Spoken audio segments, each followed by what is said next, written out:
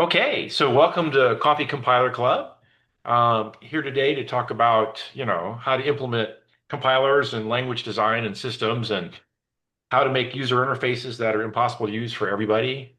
Um, Not that we're going to complain about AI taking over all possible control mechanisms on Zoom's meetings things and hiding all the normal buttons you just wanted to press and move on with. Being recorded, show up on YouTube. That's it. I don't have any set agenda other than I'm curious to know what a bunch of people haven't seen here in a while or before. So, like York, are you interested in saying something about what you've been up to? Can you turn your, yeah. Yeah, there we go. So I had to double check my settings. It's been a while. Yeah, I can go in like a couple minutes. I have a bit of a sore throat right now. Be like Inko. He's busy on Inko. I'm sorry, was that a no? I thought you said a couple of minutes, but I have a sore throat. He's work. No, sorry, I was scraping my throat a bit, so it's like, oh, give me a few minutes. Gotcha. You're probably not on your mic. It's kind of echo, so you're probably not on the mic, your To central me? mic. Or No, Yorick. oh, okay. I have good quality from him. It's a Yeah, yeah. little tin canny, but also there's a continent away, so Mm. it's fine. Mm. I've been mostly doing Hashgraph stuff. It's been fun. I have a functioning interpreter, um, doing odds and ends on bug fixes on it, and discovering that there's a lot more process than there used to be in the company, and that everyone hates the amount of process that's showed up, and everyone wants to fix it. But meanwhile, I'm caught in the process. So there you go. At some future date, when process gets itself sorted, I have a substantial performance improvement of 70%, but maybe it up or down according to whatever bug fixes demand things, for doing smart contract execution. And that's just pure interpreter. Just redid the interpreter a smarter way and got a big jump in speed there. Um, I poked at Simple last weekend. I got really busy. I didn't have time to do anything else. We did house management maintenance things a bunch. Not much progress. I'm up to reading the if you have an unknown symbol in your simple program, it will look on the compile build line for the path to where your repo, like rt.jar, should be, and it will open the necessary .o files and read IR back in. And then it's not yet actually throwing the IR back into the parser symbol table, so you can't actually get a hit on the symbol, look it up, and carry on with life. Getting there, getting close. So that's it. That's my update for the second here. Anyone else want to volunteer or start picking on people? No, I can go. I think my audio should be better now too. Yeah, it's good. Yeah, I haven't used Zoom in a while, hadn't installed it, and of course it changes all the microphone settings and like it's like, oh, this random device that you never use, let's pick that one. Mhm. No, so what have I been up to? um, a little less like compiler work and more like standard library work in Inko. So a lot of changes related to implementing HTTP, both clients and servers. HTTP 1.1 for now, because 2 and 3 is a bit of a different mess. Mhm. That's taken up, I think, most of my time. Let me quickly see. You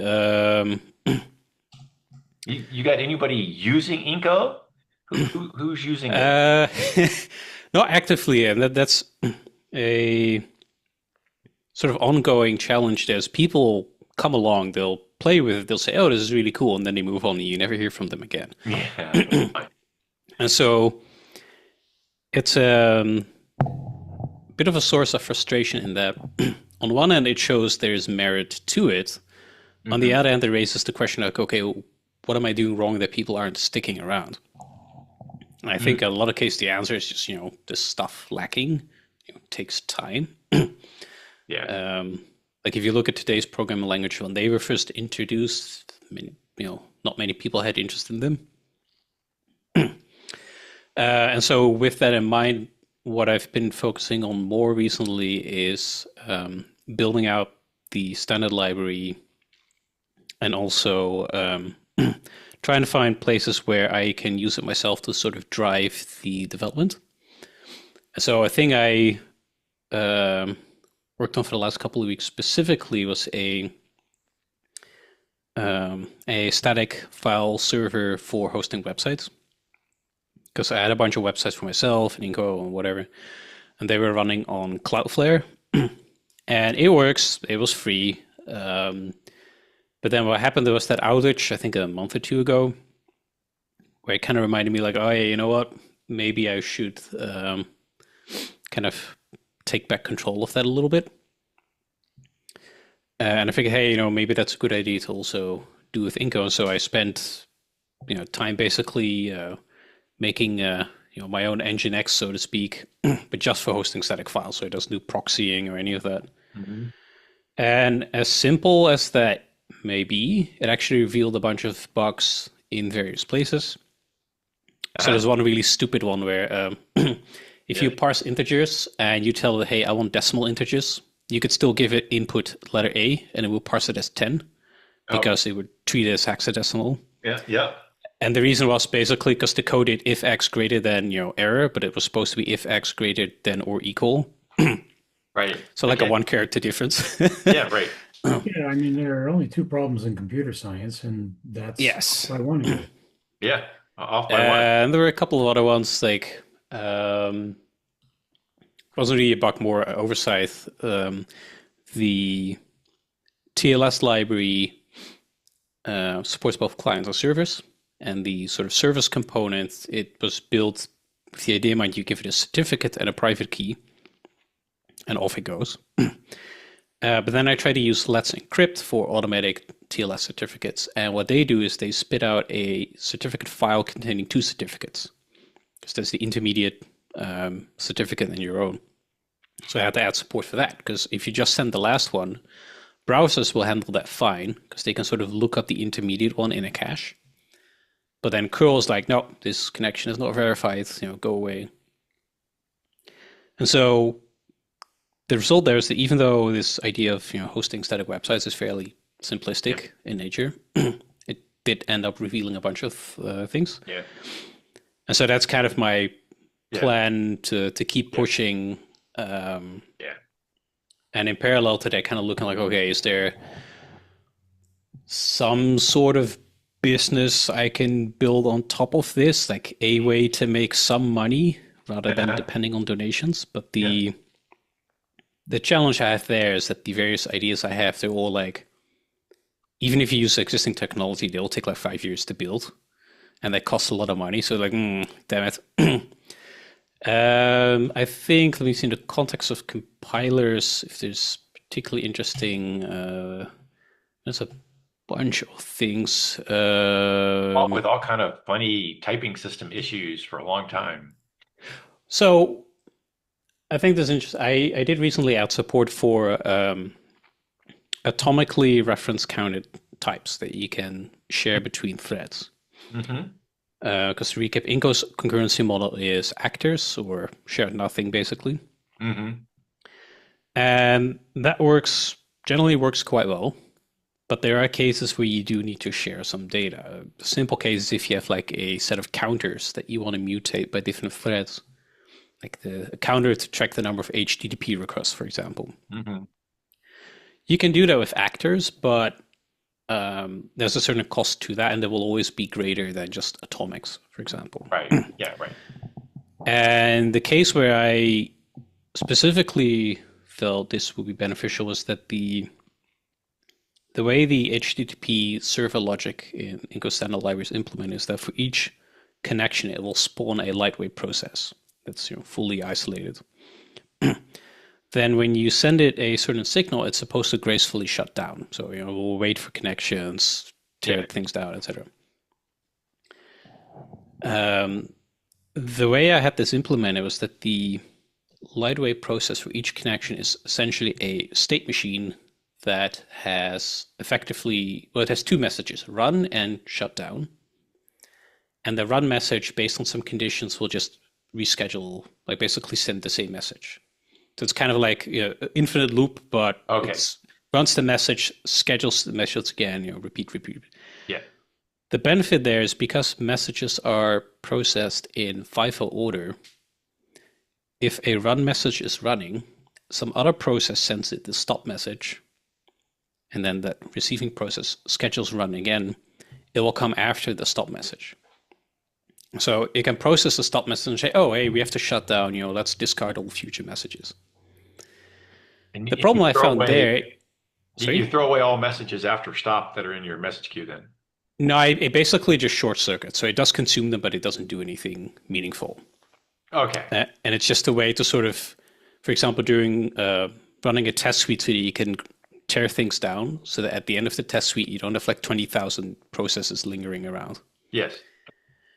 But what they revealed, not entirely surprising, is that if you do this while you're very aggressively accepting connections, that process of scheduling new messages does add a cost to it. And I found slows things down about 5% compared to a sort of typical infinite loop. And 5% in isolation is not a big deal, but it's 5% for just that thing. There's a bunch of other things that add on top. And so the total is that compared to, for example, Golang's HTTP library, the one in Inko is about 30% slower right now. But it seems most of that is actually because Golang, like many others, they use SIMD for parsing HTTP messages, specifically headers. Inko doesn't do that. It does it byte by byte, so it's not going to be super fast. But that's the case where, hey, instead of having these messages that you send to yourself, the faster alternative, you check some atomic Boolean. Yeah. Do we need to shut down? Yes. Shut down Boolean. Yeah. Right. Right. That's what Hotspot does. Yeah, and so that's what what drove that idea of, hey, maybe it's time to introduce this. But admittedly, it does feel a little weird to have a language with a shared nothing architecture where you're like, oh, except in these few cases, you can actually share things. Uh-huh. So I think I spent probably a week or two just thinking like, okay, do I actually want this? Or is this a sort of slippery slope towards other things? But as long as you have a well-defined semantics to what it means to have shared, I think it's very good to have a very clear, this is not shared, and this is, and then just have a very clear semantic. If you're shared, other rules apply. Right, and so the way I ended up doing there is there's sort of three components. There's atomically reference counted types that you can define yourself. They are immutable. And they can only store other atomically reference counted types or types that are trivially copyable. So like integers, floats, that sort of thing. Basically things where you can copy them by just copying the bits, not any sort of runtime semantics. And then there are atomic integers and atomic booleans. But the atomic integer is just 64-bit signed, so there's no atomic byte, atomic 16, 32, just one. Yeah. And I specifically made it so that you do not specify the atomic ordering. It just always uses acquire and release semantics. Because in basically 99% of the cases, that is what you want. That's what you want, yeah. Like some people would argue, oh, you want sequential consistency by default. I don't know. I feel it's a bit like, oh, I don't understand atomic, so let's do sequential consistency. Right. It's overkill in that most modern hardware will pay a cost for sequential consistency that they won't pay for this sort of a fire release semantics. Right. And at least from what I've also seen, AMD 64 is a bit of a special case because I believe pretty much everything except sequential consistency in terms of atomics behaves the same anyway, performance-wise, because of its ordering guarantees. But on ARM, the difference is much more significant. Yep. You're not an x86. Yeah. And Yeah. so the thing is with if you just have a counter that you increment, relaxed ordering is probably sufficient. But because this is a more generic thing where you don't really know Y- what expectations people might have, Right, I right, figure let's just use acquire release and let's not give right. you the choice so that you There are kind of times when I just want a dumb counter that I want to increment relaxed. right, And there are times when I absolutely am using those incremented counters to enforce an ordering. So yeah, I right. And so assume relax there. Yeah.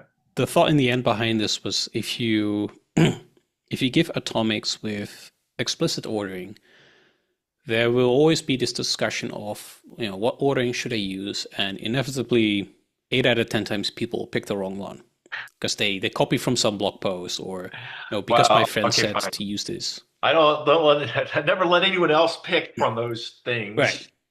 And so what I figured is, what, let's not give you the choice in the first Yeah. place, and let's make it very clear, saying like, hey, these atomic integers and booleans, they're really meant for cases where you want to send some sort of quote unquote signal Yeah. Yeah. across multiple processes, and you have a lot of them, Yeah. and you absolutely cannot afford the cost of sending messages, Sending which, message. Yeah. to be fair, is not that significant. Yeah. A lot of room for improvement, but still. But you are talking about 5 to 10 nanoseconds for a atomic operation versus I think it's like 5 or 10 microseconds for a It's a message. thousandfold. There's room, right. Yeah. There's room enough that there's interesting jobs for one will work and one won't. Yeah.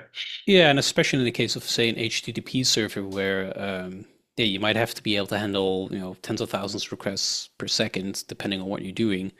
That's where small differences like that start to add up very Yeah. quickly. Yeah. Yeah. I did a HTTP server primitive one for when I was running Rocket School just for fun. And I could easily actually handle a million requests a second. It wasn't an issue. Um, but they're kind of a funny deal to implement. They have a lot of weird state things going on you have to manage under the hood and stuff. Yeah, from what I've seen so far, because I compared it against Golang and Rust, Yeah. and for fun, I think at some point against Ruby or Node.js, one of the two. And the current implementation that I have, if you just do hello world, which is basically the worst thing to choose, but Yeah. just to see, okay, what is the cost of parsing headers, that sort of thing. Right. If I remember correctly, Inko can do something like 80,000 requests per second on commodity laptop, Yeah. whereas Golang and Rust, they're closer to like 100, 110, that sort of Okay. range. Yeah. But that's all because they use SIMD. And I tried to figure out, okay, can I somehow disable that? But this is often like hidden way deep, so the answer is no. But Mm. then you compare it to like Node.js or Ruby, and they do like 10,000. So like, oh, it's not Yeah, so fine. bad Good after enough. all. Yeah, walk away. Okay, fine. Yeah. That's kind of wild that it's down to the header parsing. I guess when I was doing it, I was really shortcutting all the headers as much as I could. It wasn't a generic server, right? Right. I was shortcutting all possible headers, and I didn't care for or expect to see a bunch of headers back from people either. So I just chewed through them and threw them away.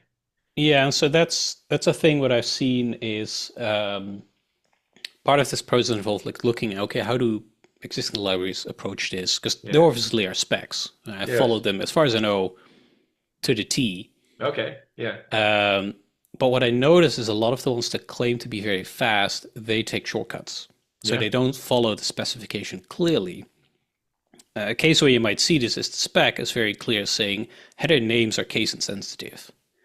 But a Mm. lot of parsers will not do that. They'll just like steam through it.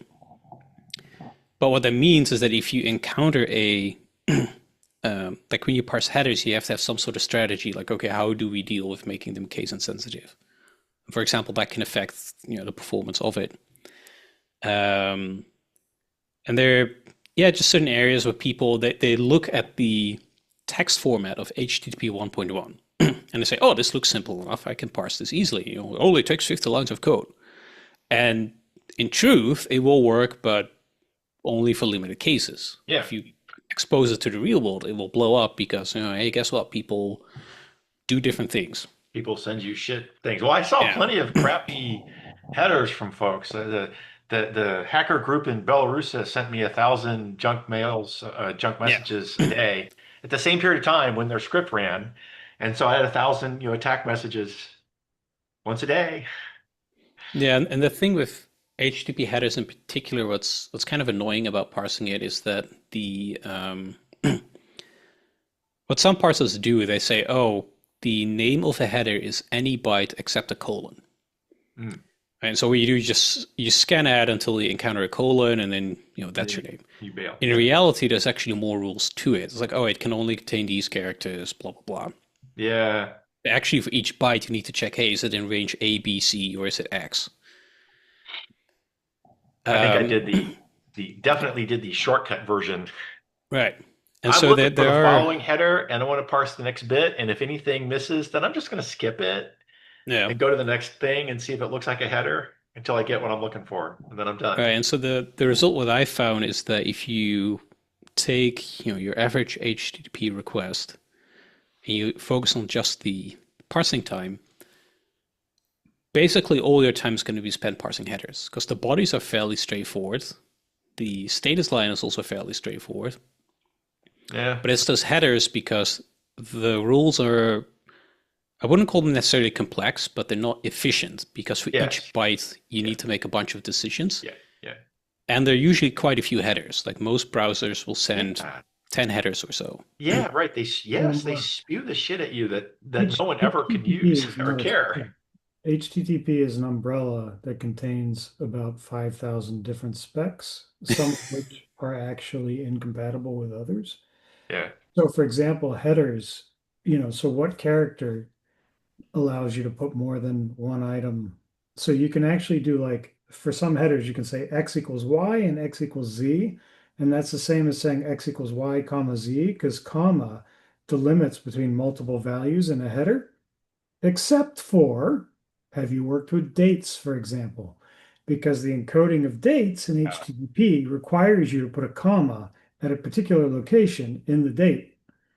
So you right. can't actually, there is no generic header parsing. There's no generic rule. Like when you're Gotcha. lexing, for example, like you escape or blah, blah, blah. No, here you actually have to like get all the way down into the semantic to come back to do the lex correctly. It's a disaster.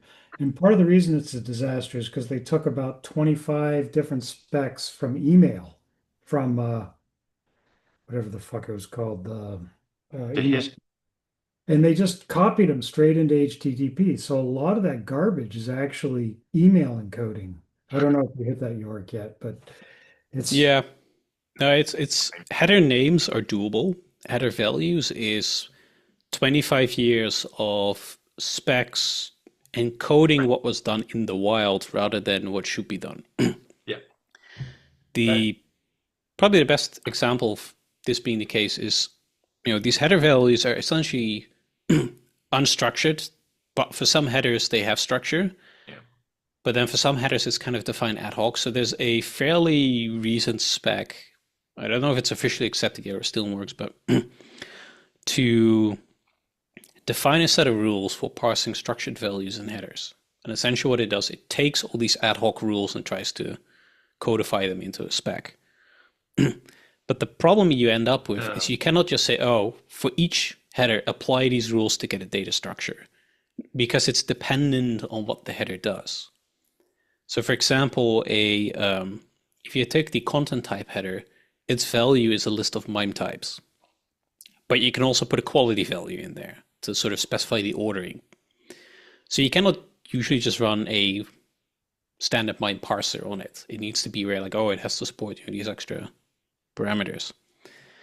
Then you get, say, which one was it? I think accept encoding. There's a couple of them I don't fully remember. They have a format that looks very similar, but it slightly varies. Yeah. And then you get things like, Oh, I want to interrupt and see if we can drag this back to anything to do with language design other than the right. language of HTTP. So I was going to get there, but Okay. point being, this parsing is a mess. But so the reason a lot of parsers are quite fast is because they use SIMD for this. Because then at least the rule validation you can start doing in parallel. Yeah. And there's a couple of algorithms floating around there for, I believe, at least the header names. And this is something I we'll still have to start looking into because I do want to add SIMD support at some point. But that's fairly challenging in the sense that you get a question like, okay, should we do fixed length vector support or dynamic length vector support as it is supported by ARM's whatever they call their extension of their Yeah. SIMD stuff and RISC-V. And then you get a question like, oh, SIMD support is one thing, but at compile time, you cannot really detect if the target is going to support your vector size. You can only say, oh, at minimum, I require You AVX2, mean for ahead example. of time compiles, because Hotspot totally Right. has that. So that's the thing. I think C++ has a library from Google that does this. Some variations in Rust where at runtime they try to essentially do feature detection Yeah. Yeah. and say, oh, if you support AVX12, then use the AVX12 code. Otherwise, Yeah. do AVX2. Right. That's something where I don't know if I'm ready to deal with that yet. No. I mean, not unless you're really got performance issues where you have to have that kind of stuff like set up. But No, feature so that's detection's I don't know. It's like not a my hard thing. Using it's hard. yeah, my current stance there is probably what I will do is since Inco already requires fairly recent quote unquote since basically CPU since roughly 2015 or so. Essentially everything that has that matches the what is it x86 v2 spec. So that's Yeah. Yeah. SSE 4 and AVX2, I think. Yeah. Okay. I don't know about AVX, So but SSC. Yeah. yeah, and so my current thinking is what I'll probably do eventually is find a way to build it with dynamic vector sizes in mind, so that you don't end up with like, oh, you have, the vector 1x4 type and a vector 1x8 type, like for all these different lane sizes. Because you end up with like issues where things don't compose. Like if you have a function that just wants to take a vector and multiply it by Uh, some other vector of the same size, well, uh, congratulations, you can't do that. Because no, okay. right. Now you're having a language exposed vector size. Like Hotspot does the SIMD thing under the hood, so it's never a language exposed issue. Yeah, so that's the other option. Like you don't expose it in the language at all. Yeah. You do what say compilers do, where if you write your code in a certain way, we will try to auto vectorize it. Exactly. Yeah. Right. I'm not claiming it's a good answer. It was the right Right. answer for Java at the time. I yeah, I bounce between them in that I can see that as being useful for cases where if you can clearly detect that something is vectorizable, why not do it? Yep. But you end up with code where it becomes very fragile. Like you make a small change, and because of a chain of optimizations or whatever, suddenly the compiler is like, "Oh, we can't vectorize this anymore," Yeah. even though technically it Yeah. can. Java is mostly not it originally wasn't targeted for super high performance computing things, so no one really complained when it failed to vectorize or it did, right? It was just faster or not, and no one could tell, and they didn't profiling tools were telling you vectorized or you didn't, and yes, if your name is Fortran and you're expecting to be high performance, you kind of have to have a more rigorous definition of I'm going to vectorize here or not and why. Also, vectorization nowadays seem to be addressing mostly cases from decades ago, which is basically number crunching on uniform vectors or array of numbers, Yeah. which is the dumbest, simplest thing you could possibly do with something like AVX 512. The interesting cases of AVX 512 is use it for regular expression, use it to parse JSON very quickly. That's actually when you get speed up, that's actually where it matters. And that's where the compiler auto-vectorizers currently suck. So that's an interesting trade-off here. You can vectorize the least interesting cases of SIMD, I suppose. But the most interesting ones, you really gotta have actual language support. I did the billion row challenge. I hand did the whatever SIMD within a register thing by hand. It was worth it for that particular parsing application, but it just screamed to have some sort of language support. It just badly needed some sort of language support there. Yeah, and that's Like I think for me, the thing with any sort of auto SIMD stuff is you effectively end up with a function with a big comment above it saying never ever touch this thing because it's been optimized, and if you change it, it You'll won't. break the vectorization. Yeah. And I really hate that kind of code. Like I don't want to deal with it. But it's Uh, it's I think one of those areas because historically I think SIMD hasn't really been focused on much until let's say mid 2010s. And so the result is that across hardware there's still quite a bunch of discrepancies in terms of how many lanes they support and such. yeah. Whereas in a case like regular CPU, just say, oh, we just require AMD 64, the code will work. But with SIMD, it's like, oh no, actually, you need, a CPU with these specific features and blah blah blah. That's what Uh, I'm wondering if that's actually the case, that it's common enough to see such code, or somebody's already just, we tried to arrange it that it'll be easy to vectorize. It's fragile, yes, but it's also obviously intended to be vectorized, and so somebody will get it right some of the time, and they'll get it right to the hardware they're on, and they'll pick however many lanes the hardware has, that kind of thing. Every time I looked at Clang and vectorizing anything, it's always really bad, and I hate it so much. So I found a relatively easy solution, which was to create a class, and the class is like an array, and it has, a certain number of elements in it, and then I just like multiply the classes together, and then that's like multiplying, element wise, and then the compiler is like, oh, this is Like, there's 16 aligned values in an array here, and we're right. multiplying them together in a sequence, and it always vectorizes it So, as so long as I this is use that what class. This is what York was just saying, though, that you picked a number, 16, and that was the correct answer for whatever hardware you had. If you moved over to older hardware, which had 4 wide lanes instead of 16 wide lanes, what would it do? If you show Probably up, do four separate vectorization well, you'd like to optimizations, believe right? so, but maybe. Then you And go to the next generation up, and some reason it's 24, and it's not a multiple of 16. that's a common debate in the ARM community because currently we have the scalable vector extensions. And the problem with this, like there are two programming models, the VLA and VLS, which is exactly vector length agnostic when you try to use the instructions and pretend they are abstraction that doesn't depend on the hardware, and the vector length specific. When you say, okay, I am targeting this NVIDIA Grace CPU, I know the vectors are going to have this and this many bits. I have profiled my code. I know the cache size. I know the alignment. So I'm going to use SVE exactly as if I was using Intel AVX extension, assuming specific bit width size, assuming specific hardware microarchitecture.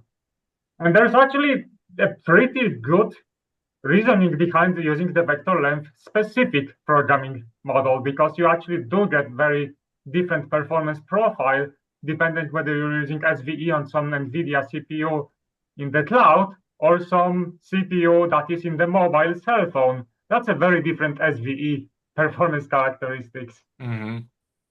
Well, I think what I've observed is like if you use a length that's larger than your supported hardware length, it usually the compiler just turns it into a loop, and just does it multiple times in like parts of subsets.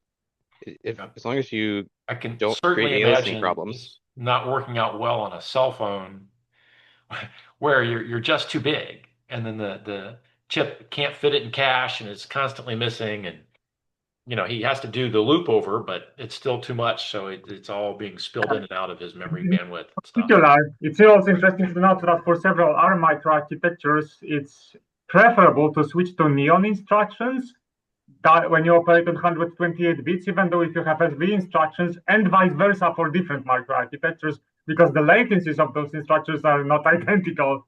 So you really, if you want to have peak performance, you do need to know which ARM CPU you are targeting, and then you're gonna choose neon or SVE instructions depending on that. Hmm. So for my compiler, what I plan to do is it's going to compile the application on multiple like sub-architectures, and then the start function is going to go like, okay, which feature set is supported on this particular CPU that we're running on right now, and that's going to happen when you start the program, and then it's going to be like, okay, this is an AVX 512 CPU, or this is a one that doesn't have it, and then it'll have like a completely different version of the whole program optimized for that like sub architecture. That's my plan. Oh, one thing that people completely miss about auto vectorization is if you have an if statement that breaks inside your loop, it might not vectorize because the compiler will see that it can break in the middle, like 5 bytes into the 16. Yeah. So it just won't optimize. Also, if you accidentally do something like if your array bounds has throws an exception if it's out of bounds, it's not going to vectorize because it doesn't know if it's going to throw an So the exception. hotspot deals with that up front.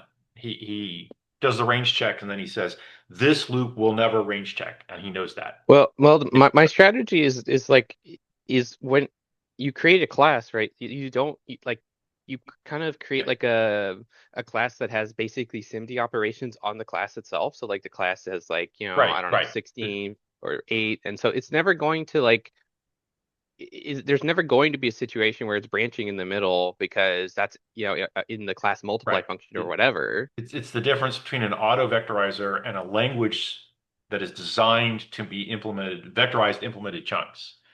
And there's merits for both, but they're Well, different. the point that I'm trying to make here is that if you have a class that implements an operation that's identical to a vectorization operation, then usually, unless your compiler is bad, it's going to optimize that reliably to the Right. vectorized Right. operation. The counter is that is if the same thing is being used, same language is being used on multiple different chips, you can't have the language level match all the different chips.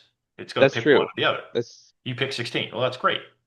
And I'm well, I on think an AVX, also blah, blah, blah, and it's if 16 if wide. def Great. and be like if def arm do this, if def x86 use But right now you whatever get into number. the okay, now I re-implement the thing so many layers over. And what York points out is as soon as I go away from it's all the same to I have a collection of different sized things, I can't really, they don't mix and match at a typing system level.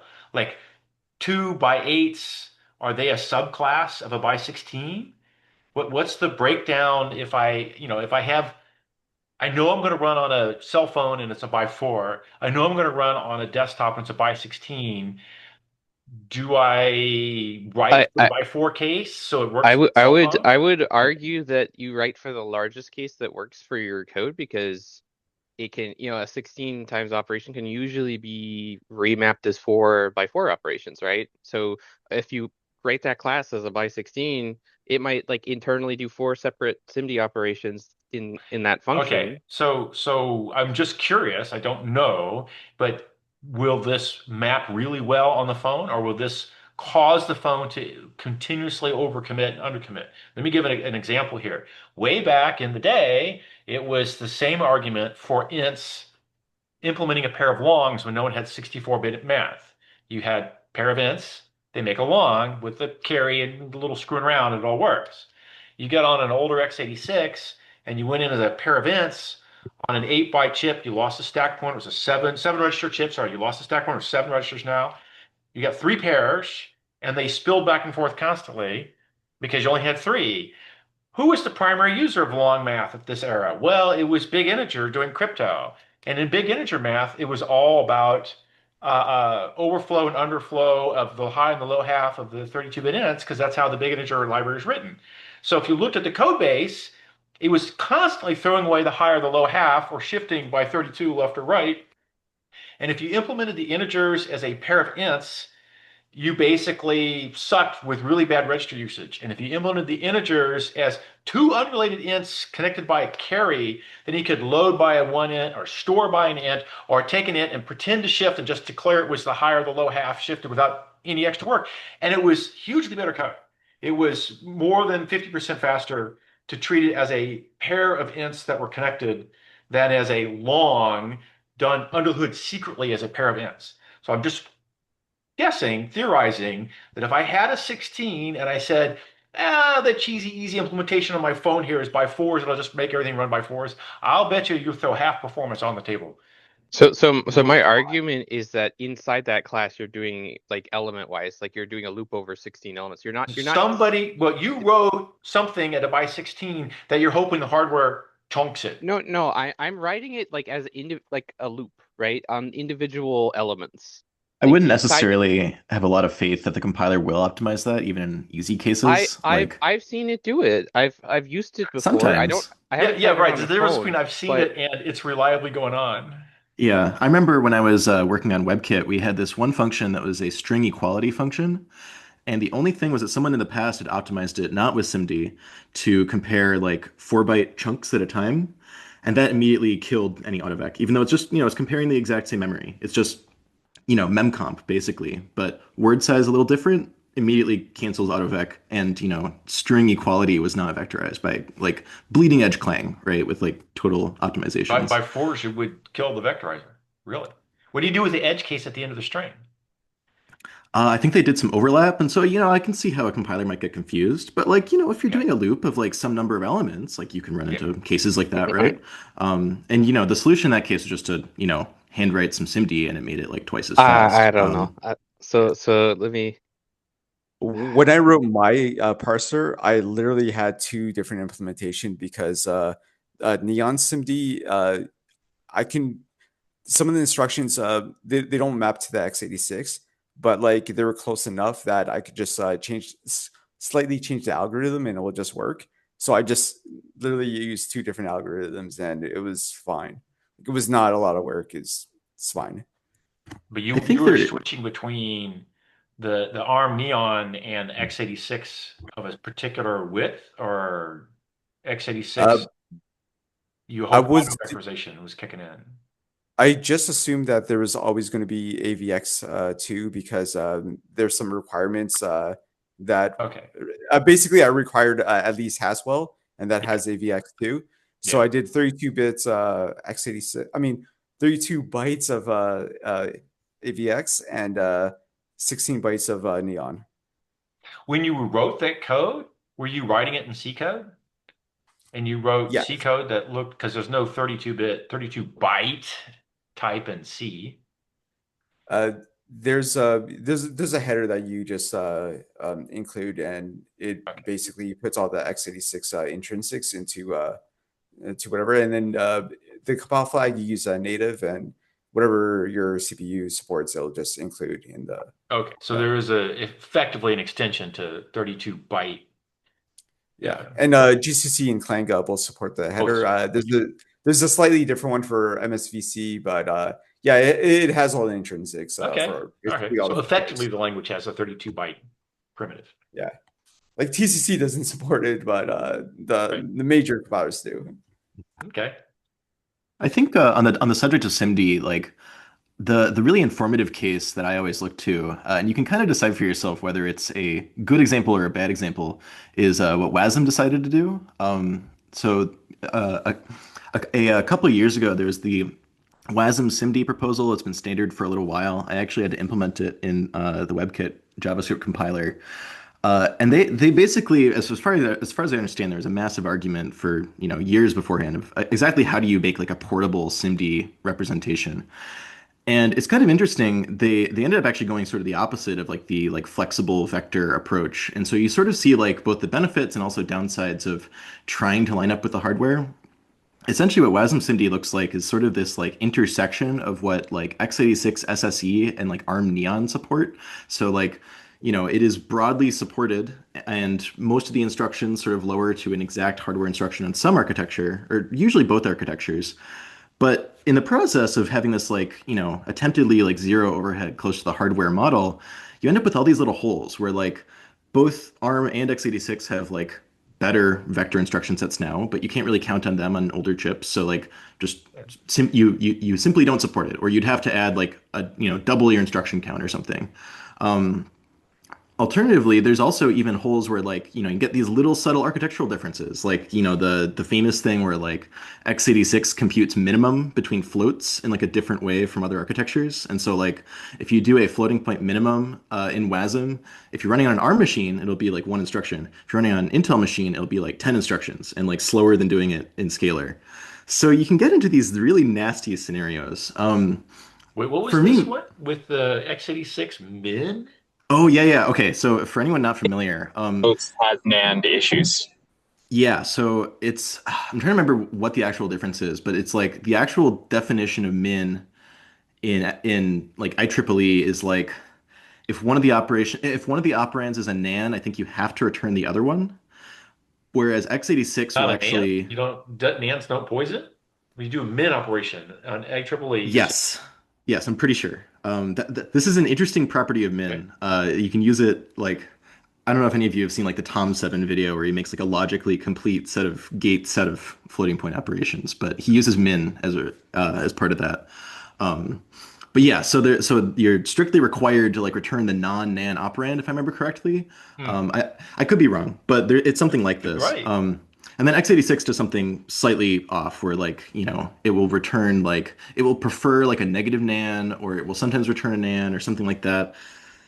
It's like a very subtle difference, but it means you can't actually conformantly lower using the You're x86 min not bit for instruction. bit compatible, right? Yeah. So they actually added a second proposal to WASM to add a partial min instruction that just exists to cover the x86 semantics or, any Right, other architecture that might exist that has less strict floating right. point for mins. But it's basically just x86. Anyway, I think my takeaway from all this, from seeing how WASM SIMD sort of developed, is like, it is useful, but to me, it at least sort of is a pretty compelling argument for the flexible vectors case because you end up with this really bulky standard with like, there's like 200 SIMD instructions, and they only really exactly support like SIMD as it exists now. And I think you're going to run into this if you try to implement SIMD support for any like fixed vector length, even if it's like, optimistic, like, oh, why don't we put AVX 512 into our language or something? I think as long as you don't have some, or like the thing I sort of lean towards is more of like a like rank polymorphism and just trying to support more like batch operations in your language, and then that's something where you can kind of split the difference between autovec and just literally calling intrinsics. Right. Like if you have a native AST node in your language that's like multiply these two arrays, like you can just it's not a matter of autovec. You can just make that vectorized if you have support. And so, if you have that like natively, I think that's a good approach. But I think the modular company, the Mojo language, the design goal is to have you write all those things at whatever sizes, but guarantee that the compiler will constant fold the 4x, 16x, whatever, like they're symbolic at your language level.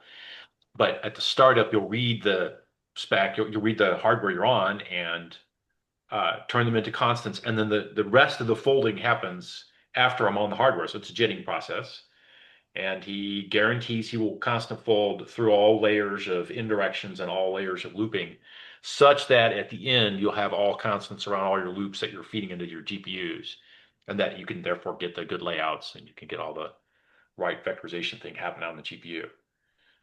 And yeah, so I think it's the guarantees are the key word. Like, you have to know that it's going to be fast, but like, it can be flexible as long as it's flexible on such a granularity that, you can actually trust the compiler. Like, yeah, there's an obvious fast way to do this for some architecture. right, right. The goal there was to say, since we'll fold it down to four loops of constant bounds, we can guarantee that we'll do it, everyone here is saying, we'll make it land on the hardware however we have to do by 16 or by 8, handle all the odd cases where the extra things need the Right. loop So for space or whatever. something like WASM, you probably want to stay at a higher level of abstraction so that it That's can what you'd make think. hardware And specific decisions. I was not privy to the like design discussions around that. It's not where they landed, and it's not where the standard is. There is maybe amusingly another proposal for exactly this for flexible vectors that I think is sort of languishing right now. But like, there is a world in which WASM eventually gets both, which I think might be, you know, graceful Well, language design. there's Um, I there's have a 14 half incompatible remembered spec. story. We just need a 15. There was something I was working on where they were looking at GCC and LLVM, and they weren't unrolling the loops that were doing certain byte moves. It was just trying to move it like one byte at a time. And Okay. I was like, this is crazy. How can LLVM and GCC be doing this stupid thing? And the team went out of their way to try and fix it and get it to actually do the thing that they wanted with vectorized instructions to do the move. And it got slower. And it turned out that what was happening was 786 processors were smart in their microcontrolled compilation and were looking for that exact pattern and says this exact pattern means you're trying to do a byte move. I'm going to do whatever is best for the way my caches are designed in the hardware. Gotcha. And all we did was blind the hardware to its special hard-coded optimization that clearly Yeah. LLVM and GCC's developers knew about, and I did not. Yeah. Oh yeah. Like I think By it's still moves on true. x86. Yeah. I think it's still true even to this day that the fastest memcopy on most modern Intel chips is to literally use the old like move string instruction Rep with move like a string. loop because Okay. it'll get perfectly vectorized under Right, the because the hood. microcode compilers expect it. Can I share my screen for a second? I just made an example case here. Just Funny Compiler. story, if you're using 786, there's a compiler under your assembly language. Yeah, at the hardware level. Yeah, go Ryan, it should go. Okay. Share screen. What are we showing here? I am showing. Your by 16 versus by 4 versus something. Yes. You are sharing your entire screen. All I see is you are sharing your entire screen. Stop sharing. Oh, this. Can you see? Oh, did I share the share button? Oh, Yes, good. you shared the share button. Hang on. Let me try. I did not click the right thing there. 1 second. Did I mention Zoom kept changing all of their damn controls? Yeah. Wait. How do I switch between these two windows? Yeah, Levo, I'm looking at the chat. I have totally fallen over that one because one of the things early on in Java land was system array copy. And of course, everyone knew you could unroll and jam and you could, prefetch and blah, blah, blah online.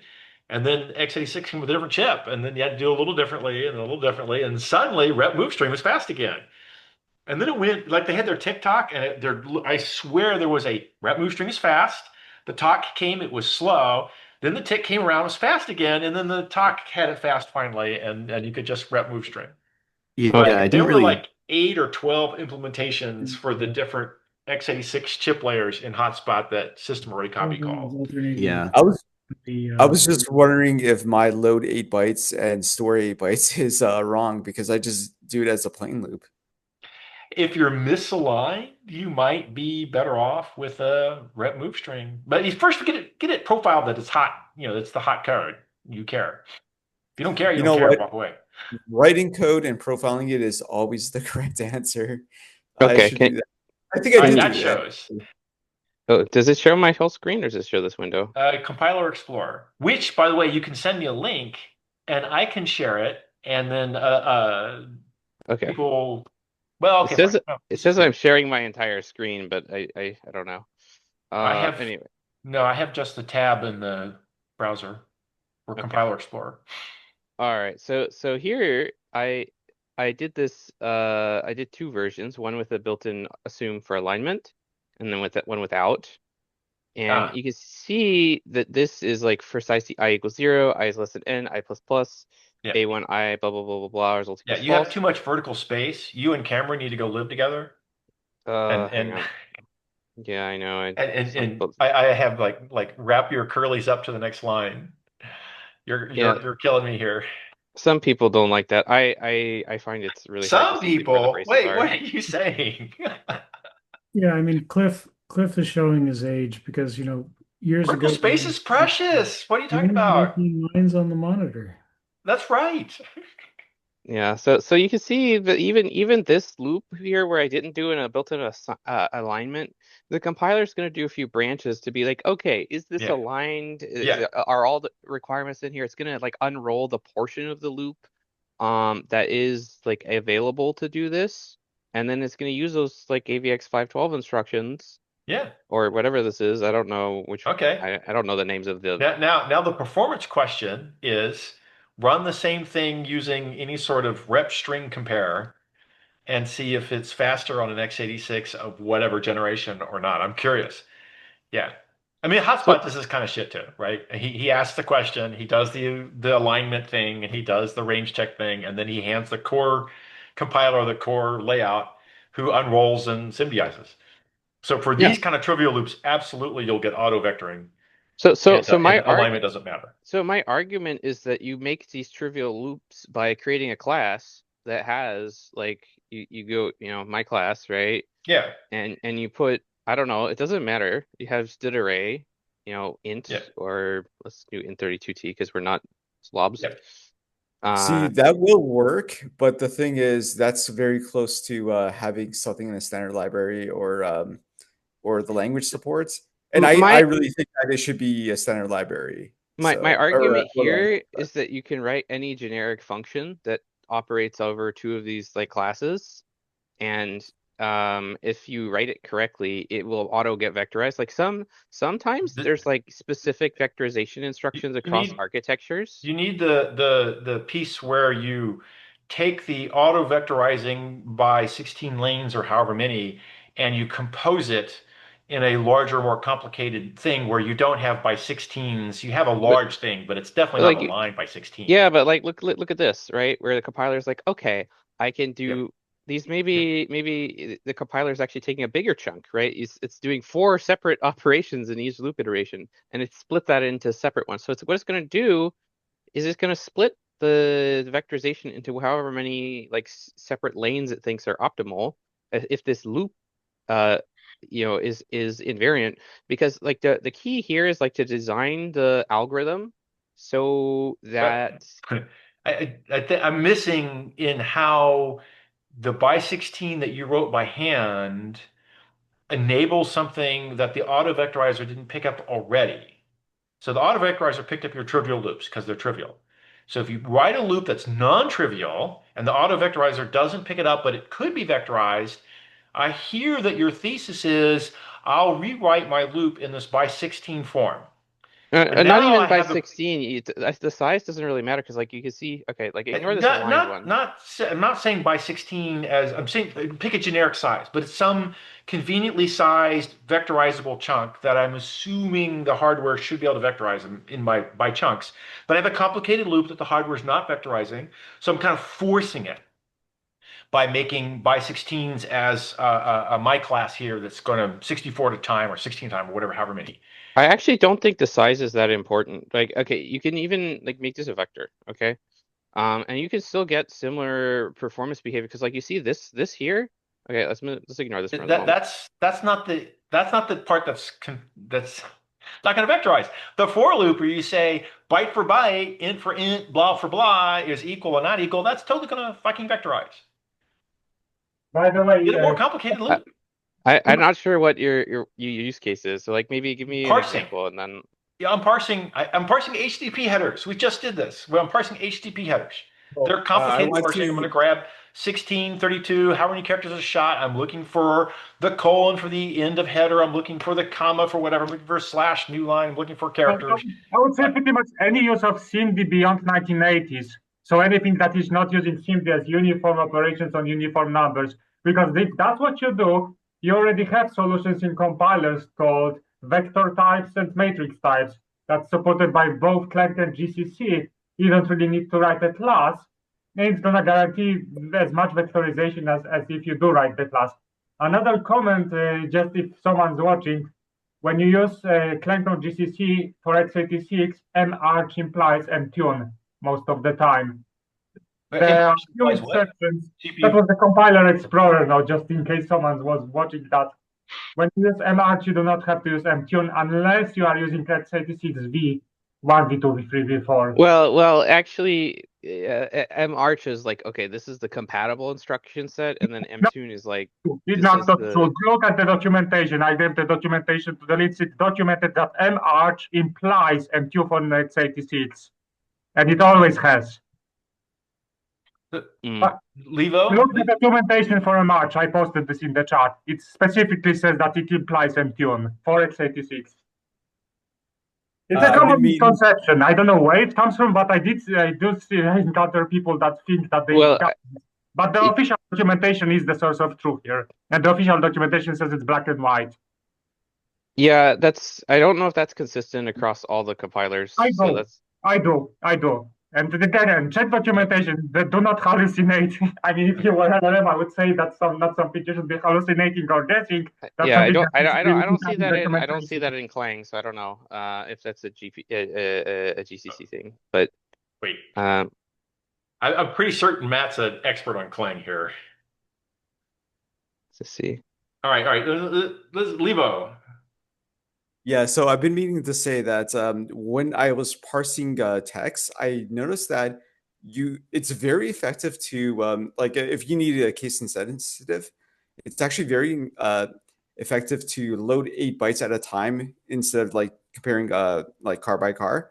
Yeah, Doing an or 20 on all 8 bytes, right. and then comparing like the headers, the HTTP Yeah, headers or whatever, and you can compare twice.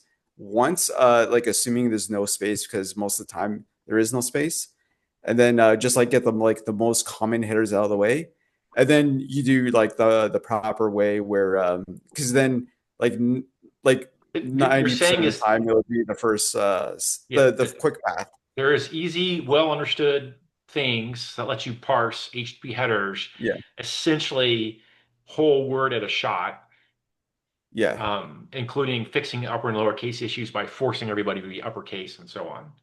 So I noticed the two things I noticed is that when you do 8 bytes, even if you do, it's faster than hashing in like many cases that I Yeah, tried. yeah, It might be slower in other cases, but also I noticed that if there's like a 5 byte like character, as long as you know that there's going to be some kind of like text afterwards or some kind of padding, you could just load 8 bytes and then shift upwards, 3 bytes or 3 times 8 for 24, and then do the compares on the five letter strings, and it works really really well. So I just wanted to add that. yeah. I did my long learning about what was called a SIMD within a register, SWAR, when I was doing the Billion Row Challenge. That was a fun learning experience on how to deal with that stuff. But there are way more tricks there than I realized. And as I said earlier, it just begs to have a language support for that kind of thing. Here, I see that there is language support for all these matrices baked into Clang, and which What's the book? maybe Hacker's Ryan, Delight with you're all those headed weird for. tricks? I'm sorry, Aaron. I talked over you. I'm trying to remember the name of the book. I think it was Hacker's Delight that just had a bunch of bit fiddly tricks. Yeah, Hacker's Delight. Yeah, yeah, yeah. A lot of those things that showed up in that Billion Row Challenge, that SWAR stuff, that was straight out of Hacker's Delight. And then on the forum, when we were talking and people were comparing solutions, everyone who was a little more winning than the last person had their take on what they were doing with it. And then the bigger winners, people grabbed and took and ran again. And there's some really cool tricks showed up out of the end result there. The last guy, the final case dude, was some stupid thing of like the billion rows, which was many gigabytes of data, was being done in like 1.7 seconds, start to finish. It's like ludicrously fast. Like you can't hardly shove that shit through your memory buses that fast. Um, but that, it goes a long way. Oh, here's Ryan saying, actually, wait, Mtune was No, being ignored until this and then that. And then C also got, okay, this might be a discussion that you guys can take offline and come up with the history of when Mtune was and was not working. yeah, I just keep using it because like it's unambiguous. There's no reason not to put it there. And like there's no guarantee that people continue with that behavior. I Yeah, mean, yeah. you can This have is one of these philosophy That's issues I why have you about actually, that's as languages much versus, guarantee as you're gonna have. I mean, Mhm. it's kind of cargo coding because you shouldn't be really using something that was never required. Client was actually ignoring MTune until 2020. Right, but philosophically they mean different things. One is what are you No, compatible with, and the other is what are to you imply optimized no, for. no. MArch is defined to imply MTune. That's what it means. So there is No, nothing. that's like okay, that's wait. it implies it, but that's not like I, the meaning of it. The meaning is No, if you as set someone who worked on, so listen, as someone who worked on x86 button for LLVM, this is what it defines to mean. Period. I'm sorry, but there's no, no, no, there's like so, nothing else that's so here. wait, guys, if you set whoa, whoa, march. whoa. Let's call it an agreement to disagree, and you two can go in a small room with knives, and the winner can come out later and tell us what happened. But I don't, it doesn't need to happen right here, right now. No, I'm good. I'm good. I Okay, don't I fine. don't need to discuss this. Uh, so maybe it's time to pivot. I don't know to what. I'm still entertained by the thought of all the things that going on with vectorization and GPUs that are new and different. What do we, and Matt's dumping out what giant things? Oh, brittleness of auto vectorization stuff. I am kind of curious. Can you summarize, Matt, the brittleness of auto vectorization code, like how brittle the code is? Well, That's it's what an this comment is interesting about, paper right? actually, because they basically measure how often the code to fails to auto-vectorize if you change something small about the code, like withdraw the information about the array bounds, withdraw information about the alignment. And at least in that paper in 2019, they found it was plenty brittle, that it was practically very easy to lose the auto-vectorization Really? or in C++. Okay. Maybe that's interesting. Certainly I was doing, go back, but okay, when was I doing this? 2001, 2002, doing the auto vectorization for the new SIMD ops, not the AVX wasn't there yet. And I knew that it was going to be brittle, and so I tried really hard to have it not be brittle. And things about alignment and range check and bounce checks were totally, I'm confident I got right. And we saw it show up all over the place. Things about having control flow in loops probably broke me pretty quick. Um, I mean, there's behavior brittle and then there's just performance brittle. no, this is performance brittle because it's Java, so the fallback is always it works, but it worked without being vectorized. So then it ran slow. And you could argue, well, if it's 10 times slower, that's a bug and it's a death bug, and I'm not going to wait 10x the time. But it was what is performance brittle? When is performance breakage turn into a bug, and when is it annoying? The sort of Right. So I remember a general, few stories out of TensorFlow yeah, where they were making algorithmic improvements that were not actually giving them wall clock time right, improvements. yeah. Because yeah, no, And see then there someone I claim from you're spot on. In the land of general junk, I have a better processor running better code, running faster things. If you're only 2x faster, most folks kind of like don't want to change my process, don't want to deal. And if you're 10x faster, it's interesting. And if you're somewhat faster than that, even then it's sort of game breaking if it's an important project like LLMs. and the team at Google got kind of stuck and we're like, we don't understand why we're doing these things. It should make it faster, and it's not making it faster. Yeah. And then the NVIDIA open source team came in and did things like subtly change the strides of loops. Oh, really? And suddenly the one that was algorithmically faster was also wall clock time faster, because Yeah. one of the things they had done when they switched to the better algorithm was they lost all the micro optimizations that.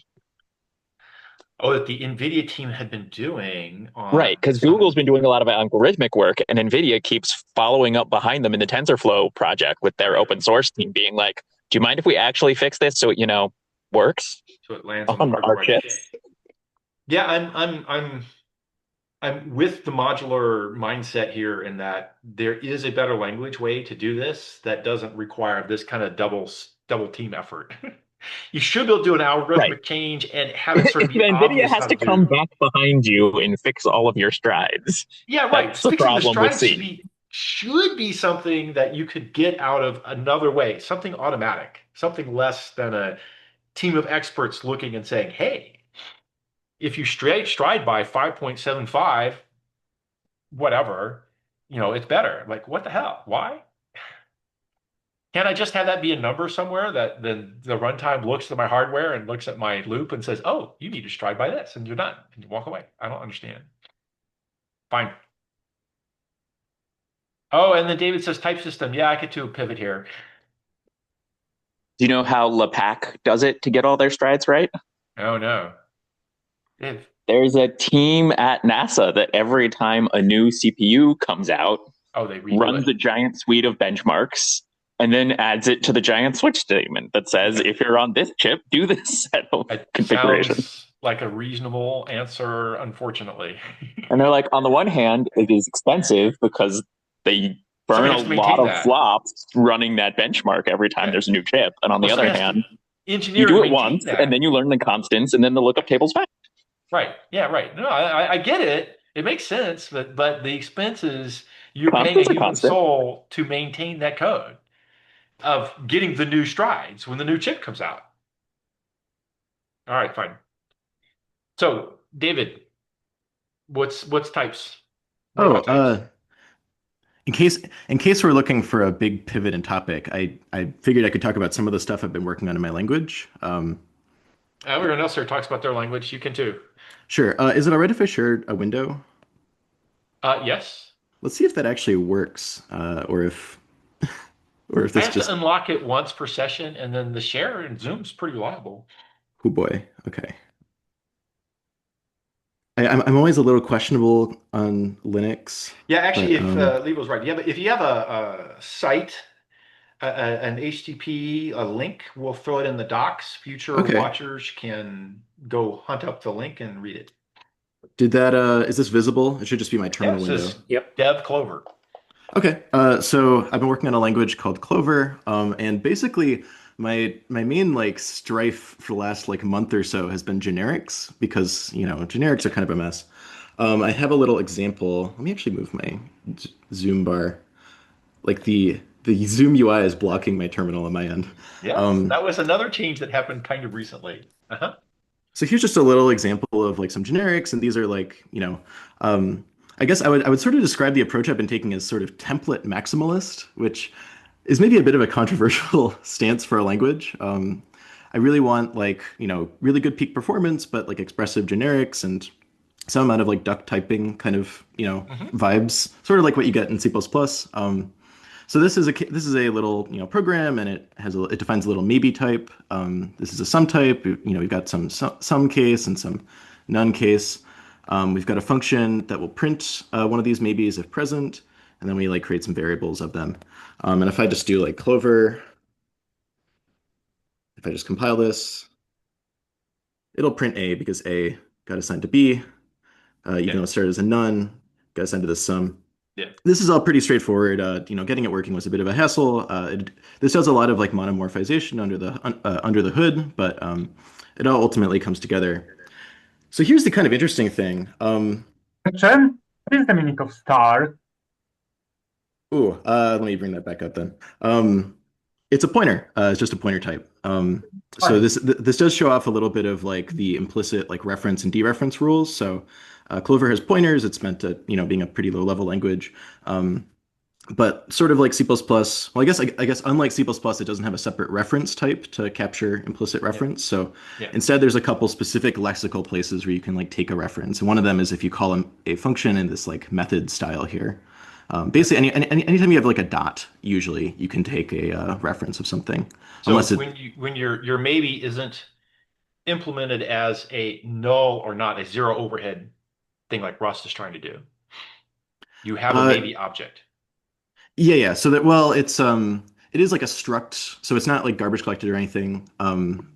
Basically it's a struct of like a little like U32 tag, and then in the case of the sum, in this case it's an I64, so it's like a struct of a U32 and an I64.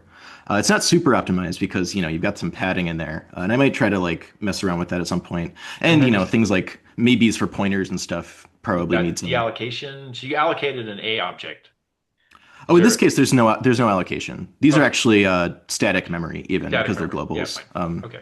So it just it boils down to something like C++. Here's the kind of interesting thing, and this is the thing I'm kind of curious for feedback on. We have a compiler. The compiler can do work. So instead of having to like write out all these templates, like, can we just infer everything? And so here's an alternative equivalent program where we have almost no actual type annotations. You can see in the maybe type, we actually just define a var value. In the printf present, we just take Yeah. a pointer to a Any maybe. We don't any instantiate unification anything. based typing will do this. Yeah, so this has basically been my like project is, how do you do unification based type inference uh, with templates? Because that sort of throws a wrench into things. Like if you have like, nicely behaved OCaml style generics, you can do It doesn't unification and it. doesn't necessarily have to. The I did a bunch of type research with the AA project that I keep meaning to bring forward here. Um, I could do type inference with templates just fine. Um, whether or not it's when you say template, do you mean like it's just a primitive that's been inlined on an object header or not? But that's like an implementation. From the typing's point of view, it's the same So I thing. guess specifically when I say template, I mean like basically C++ template semantics, which means that everything is duck typed. Yeah, It's duck typed at yeah, compile time, but like, I right. think that It's so far has been the biggest unification is issue. duck typing. Um, I can maybe he's not the right, so I don't want to start it here. Um, yeah, I can go through the unification is essentially duck typing. You can make it piecemeal by piecemeal be structural or names typing, nominative versus duck typing. Um, I can do it I with guess any number of actually, generics as well. so let me actually respond to that. So I think I know what you're getting at, and that is, I think, a much easier way to implement this, which is, yeah. So if you have some definition like this, print if present or Yeah, something, like one way you can do this with unification is, yeah, you can say, well, we've got some, type variable or something. We know that it has to be like a maybe or something. Or in my case, I have maybe of some type variable, and so maybe yeah, we inspect that parametric thing. right, Um, and then, you can infer like constraints about all the things that you use with it, right. right? Like you can say like, well, my list of constraints are like, I have some field Well, I X, do I have some unification and method not Y. constraint based. I know people do this with constraints as well. I'm doing it with unification. Or I guess like, well, when you're unifying, right, like you have to infer, like if you were to take a really generic C++ template kind of thing and turn it into a like unification variable, you have to be able to refine that unification variable in such Yeah, a way that it actually captures all the yeah, details of that, yeah. right? So when I say So constraints, I just mean like we have some type that like needs to be able to have this method called on it, and it has to have this field, yeah, and it has to have this relationship with this other type and stuff like that. right. Yeah, that's what I'm talking about. This is Um, all done so with unification. Can all be done with unification. so maybe this is a like architectural alternative. I actually don't do that, or I do some unification, but I do some like I do things a little differently. One of the rules of my type checker, I guess I should probably say the motivation. I thought about doing this very early on in the project. Like if you have some generic function that takes some generic thing and you want to like, learn about its traits or something, you can build like some sort of like set of all the properties or some sort of like intersection type or something, and you can use this in your inference. The thing that sort of scared me about that is that that involves a lot of work. Like it's very complicated to actually like build all of these like big basically tree structures, right? Like if I have like an intersection type of like all of my, potential like super types or something, I don't know. I certainly You, never went down that path. And if I do a you, plain old unification, you don't get giant replicated type structures floating around. Maybe I'm Interesting. not understanding what you're doing here. Um, Unification is like a really stupidly straightforward thing that has a lot of potential that's not necessarily recognized by people who haven't played with it a bunch. Let me think about like so I think I'm trying to think of like there's a lot of details in like the type system. Like I'm doing this in the presence of subtyping for one, and so that I think sometimes like throws things Yeah. off a bit. So in that case, right, you can't just unify two things and infer equality. Mhm. You infer like some ordering. Um, That was what I was doing with the A research was subtyping with unification. But then now we get into I don't have a super ready, clear presentation to go after. I can roll down the path I went, and I went a long way, so I think I have it, but I don't have a good presentation. So then it comes a deep discussion. We sort out all the yeah, this what people are trying to do here. You have different terms. So it's like the first thing it's happens is we have jargon problems. yeah, it's fun to talk about type checking, but then, so much of the devil is in the details that like I can Yeah. see a lot gets lost. I guess like a quick question would be like if you have some function like I don't know, if I have some function foo of x and I do like x dot bar or something, Right. Yeah. like how would you describe your unification works for something like this? Okay, so Like, everyone gets a type variable to start with, and then you start sure. adding the constraints based on the language, and then you unify. So we start out with foo gets a type and x gets a type, and then we go look and say, oh, x is unified with a structure that has a bar field. So I know that Or let's whatever say it's a type for method A, from or tick A, it is a structure that has a bar field. Okay, the bar field itself has parens, so it must be a function call. So tick A is some kind of a structure which has a bar field which contains a function.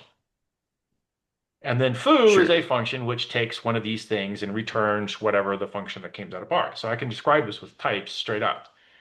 So I know something already. I know that X is tick A is a structure, it takes a bar and has that bar has a function, and Let's foo returns it, returns rewrite that. this a little. Let's say we have I We guess so. might, So maybe but for this one. kind of stuff, we go to the Google Docs, and then I can write, you can write in parallel and go back and forth. And then there's a record that's readable and not just online. So if you want to finish what you're Okay. thinking here, but if we get any more complicated, I propose we go to the Google Docs and we do parallel editing. I Maybe it mean, makes more sense. I figured I could write something that could, I don't know, be in the recording, but You we can could write also something take to be in this the offline or recording. something. I'm proposing we switch We to the can Google also table Docs. this. One of the actual questions, or one of the main questions I had just about this, ignoring some of the feasibility or architectural aspect of type checking, what is the sort of vibe check on this style of stuff? Like, if I have a language that's, meant to be sort of like C++ and very high performance and, mandatorily monomorphizes everything. Mhm. What's the feeling about having these kinds of implicit like type annotations? Like if I just write like a Yeah, maybe, and implicitly this is equivalent to if I had like an explicit type parameter. And right. so just by writing this, this whole function becomes It, like a template that can be monomorphized. so my take on these is that implicit types are type parameter. Implicit typing is really useful, and explicit types are great documentation. And so you can go back and forth depending on what your context is whether you'll just take implicit. Like a print is usually intended to be completely generic. I just want to print some fucking thing, whatever it is, and get a string out of it that I'm going Yeah. to read. So I want a really generic parameter there, and I don't want to type if I can avoid it because it's different for everybody on the planet. Whereas if I know I'm taking the computing the tax on a person's salary, I probably put explicit annotations all over the place strictly for documentation purposes. Now, I've written larger programs that did type inferencing for you automatically, and as soon as you get weird type errors out, the fastest solution for me to get to figure out where my bug was in the typing system was to start at annotations. Here, this was supposed to be X, and I just let it infer, and I don't know what it inferred. I assumed it inferred X, but it turns out it inferred X minus one of the parameters on a function. And so I had a new function which was one parameter short. So when I used it later, it didn't make a function call. It did whatever the hell. Something happened. I started adding annotations, and suddenly my type error narrowed into the code. So I got to the point where I did the error that turned into a type error that confused me later. So type annotations, they're great for finding typing bugs when you screw up, and that turns into documentation. That's great. But also, there are plenty of times when I want to do a map of a function over an array, and I'm just going to write the array as a hand write open curly's element arrow element blah blah blah, and I don't need to add any annotations. It's just going to be quick and easy. It's a one-liner. I don't want my annotations. I don't want to bother. So optional annotations, I think, are great. That probably lines up almost exactly with my thinking. So that's a good, I don't know, I'll take that as a vote of confidence in this approach. Because yeah, I think it's, it's very Be convenient allowed and to not add the annotation. So you had maybe star, just drop that if you don't need it, I if think you don't want yeah, it, yeah. and it works. Yeah. I I think in particular I do quite like the like partial annotation style where you can have a generic Okay, type so and refer I'm to going to it. But stop your share and move to the dock and show you an sure. alternative. If I can figure out where Google hid my dock. Um, Google Calendar. Oh, here it is. It says Clang extensions because something, something. Yeah, so somewhere down here, someone comes along and says, you're making a type thing, so oh, I have let's see what's a good example here. I have a function print. So I want to say print if whatever is going to be a function that's going to take an x and does a thing that has x dot, has something. And then if that's true, then I can say x dot get and to string it, however that does. And otherwise, I get a null here or something. And I didn't put an annotation on X, and maybe it's clear what it does, and maybe it's not. And it turns out later in life I need an annotation, so I want to optionally come along here and say, "Oh, don't give me an emoji. God damn it, go away." this is an optional or a maybe of a person or something like that. And the point here is simply I want to not have to write the type annotation if I don't need to, if I don't want it, but I want it to easy to add, and I want to add them all over the place if I write big, long, complicated expressions where suddenly in the middle I lost what the type was in my head and I kept writing code, and then later I figured out I lost what the type was and I had it wrong, and I had a weird type error. Oh wait, go back, add a colon. It's supposed to be an int here. It's supposed to be a person here. Yeah, Um, yeah. okay. Well, you had another thing I was going to go. Oh, your example for foo. Foo is a function which took an x and called x dot bar. And this is the AA syntax for that kind of a thing here. And then what's the type of x? Well, okay, so it's called a type variable here. I have a type variable. Put that. Thank you. A, and it's going to be here. I'll put this here. Annotation Y. So A is going to be actually in AA syntax would be it's a type. God, every time I hit a colon, I get an emoji pop up here. And I know that right away I have a struct here. So I'll use struct to make life easier because I have the bar thing, right? And I know it has a bar field whose type is something I'm going to define in a minute. And also it has other fields. So the dot dot dot means it's an open struct type. There are other fields. Yeah, sort of like a row type. Yes, exactly, exactly. And then I can come through and B says, well, B has to be a function type and has to be a no arg function and returns me a C type. Okay. And then when I come up here to type what foo is, I'm going to say, well, foo is typed as a, let's see here, I'll put the colon on it. Here, foo is typed as a function which takes an A and returns me a C. Yeah. Yeah. And C is a standing because we don't necessarily know the implementation of bar yet. Right. And at So, some so we point we don't might right. want We to know. don't know what C is a type variable. We don't know Mhm. what it is until we have Yeah, an yeah. implementation for bar. Right. So this all makes sense, I'm definitely not casting aspersions as to the validity of this. I guess I can, maybe express like so I've done something kind of fairly different, maybe for questionable reasons. Let me pull up the Google Doc. So basically, like my concern when I went into writing my type checker, because I also just this is maybe my personal flaw, is I like to really obsess about like compile time and the actual Yeah. efficiency of the compiler. And not that this is like It, inefficient, yeah, but like the unification thing is really quick. oh yeah, yeah. This is union Um, fine. Disjoint set union fine. It's fast. but I think like one of the things is like, if you look at like expressing this type, right? Like a Yeah. struct where I have like some set of potential methods. And in this small example, it's only one, but if you have Right. like a, template Yeah. that's like 10 lines, it could easily be like 10 methods or something. Yes. Um, to encode that, that's like, well, probably 10 fields times, let's optimistically say like 8 bytes of field and maybe some header. Like we're talking maybe 100 bytes per type variable. That's a lot of memory. That's a lot of stuff to like throw through the cache. And like, arguably that's just kind of the cost of doing What business. happens is that they're all shared. It's the same after unifications. While unification's going on, they become completely shared. So it's just one instance of this struct bar thing of 100 bytes Well, for all it's the points where structs and bars and A's and C's flow around. so I'm so gonna so so I write mean, this code to be a little nicer to look at. I Good. think it's like you still have to have like some substance that you union find over, right? Like you can Right. have these type variables. The type variables need to express their internal structure to some extent. If you Yes. do that with like you can save some memory usage by like interning these, for example. So you could say like, well, this is Uh-huh. basically a structural type, right? And so you can Yeah. hash that. But then you're hashing like your 80 bytes when you like try to create the type, and you have less overall memory usage, but you Okay. still have to like touch some memory and do some work, right? Yeah, like I said, I've been doing this for a while, and there's not that much.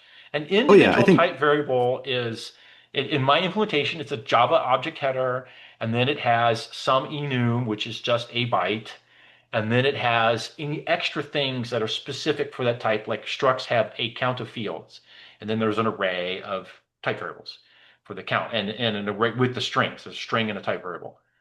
Um, so that implementation has some minimum cost to it, but it's not just giant thing.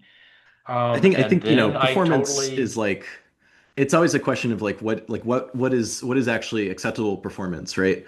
And I've been okay, kind of ignoring that and just kind of been trying to like be like, well, how do we get it as fast as possible? yeah, In my implementation, a type variable is basically only 8 bytes ever, and they just all get thrown yeah, into some okay, giant list. yeah. And But there's you certain do weaknesses of that. can you do structs? Where Yes, do you record the but struct field names? so here's basically the way that this works in my language, if I can like maybe think through it a bit. Um, Essentially, the way that I do it is I trade off space for time, as in space is what I'm actually like trying to get rid of, Right. in favor of a little bit more unification. So the way that this basically works is if you have this like foo, um, in the in the case of this foo, and I mean like this is true for either of these because we don't actually know who the what the caller of foo is, right? But like let's say, I don't know, let's say we've got some like class bar and it's got some like bar method. I don't know. Pretend that that exists. Hmm. And then we like call like a food new bar. I don't know. Something like that. Um, Essentially, the way that my type checker works is that when we type check foo, we see, okay, well, this is some generic function. We don't actually know what x is statically. So we give it a type variable. Um, And then it basically stops there because it says, well, we've got this like complicated thing we're doing. We're trying to access this like field or Hmm. method, and we don't know how to do that yet because X is just a type variable. Hmm. And so what happens is that because everything is obligate monomorphized, and so this would be hard to do in a system where you aren't monomorphizing things, but I want templates for performance and other reasons, so I'm doing that. You're going to So in that monomorphize. You're going to case, clone the crap out of things. yeah, so basically that's sort of what happens is so you like when you actually call foo, it'll instantiate a type variable, and Yeah. locally to foo, it won't actually figure out that much. Right. Now, to be clear, also because it's monomorphized, we actually do only instantiate that and type check that at the call site, and so we actually do in this case Yeah. know that that type variable is equal to a bar, and so in This that case, is actually, it's pretty trivial. Yeah, well, you have an uppercase and lowercase bar, I would, but it's fine. Yeah, this is very much what unification does. The body of foo remains as a unknown type variable a, and some references to bar and parens and whatever. And at the call site for foo, you make a fresh copy of that type, and then you monomorphize it, you instantiate it to be capital bar. So I guess so the critical difference basically is that my output of type checking this Yeah, is not that I get some A that knows that it has a method bar. It's that I know that I have basically a scheduling dependency. So this type variable A, I need to know it before I can actually type check this expression. And I actually take that scheduling and I incorporate it into my constraint graph.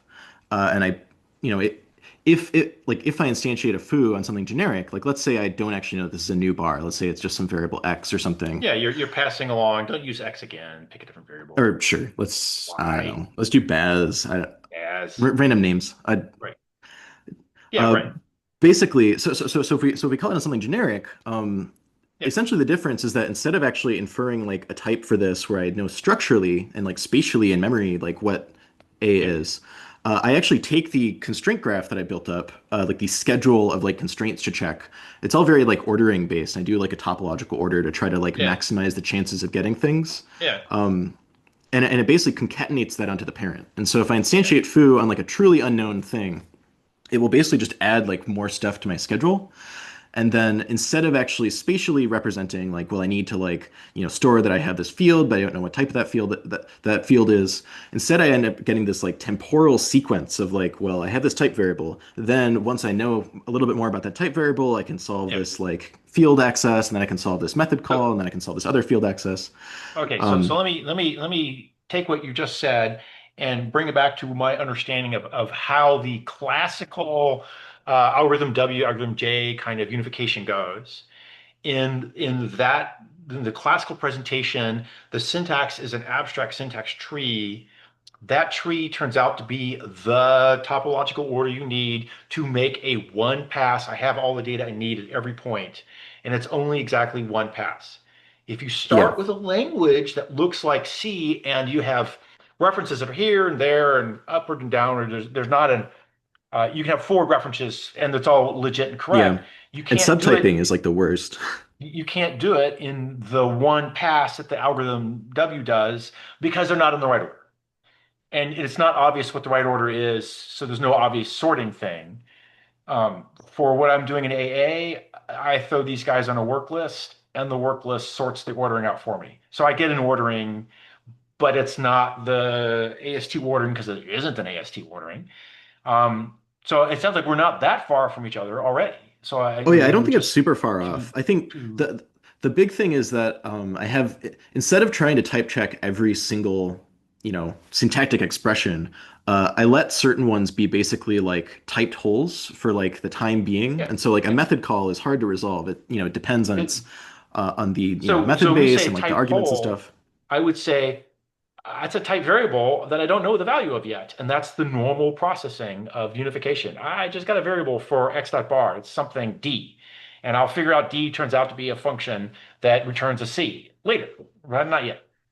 I guess you could sort of see it as like, discovering the schedule is what enable is like it is definitely not that far off from like, like a classic type inference algorithm. But I think there is like a kind of critically different aspect in that like the expression of what like a field access does is not ever encoded in the types. It's encoded programmatically in the compiler by saying like syntactically, I know I have like a get field node that I wasn't able to, figure out Yeah. earlier. But then as part of like, solving the constraints and like, figuring out like what's a subtype of what and stuff like that, at some point I reach a point where I'm like, all right, now I have enough information that I like unwrap this additional little node that I couldn't figure out earlier.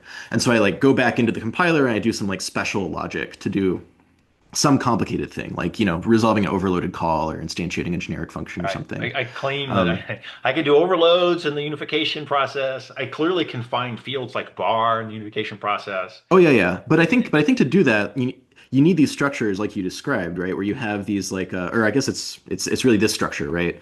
I Where you have a have type these like variable. I have a basic variable type length. variable, and I have the type variable, the base types, which would be like the int and the float. But struct is essentially a base type in the sense it's just I tagged you as your struct, but then I have a list of types that you're a struct of.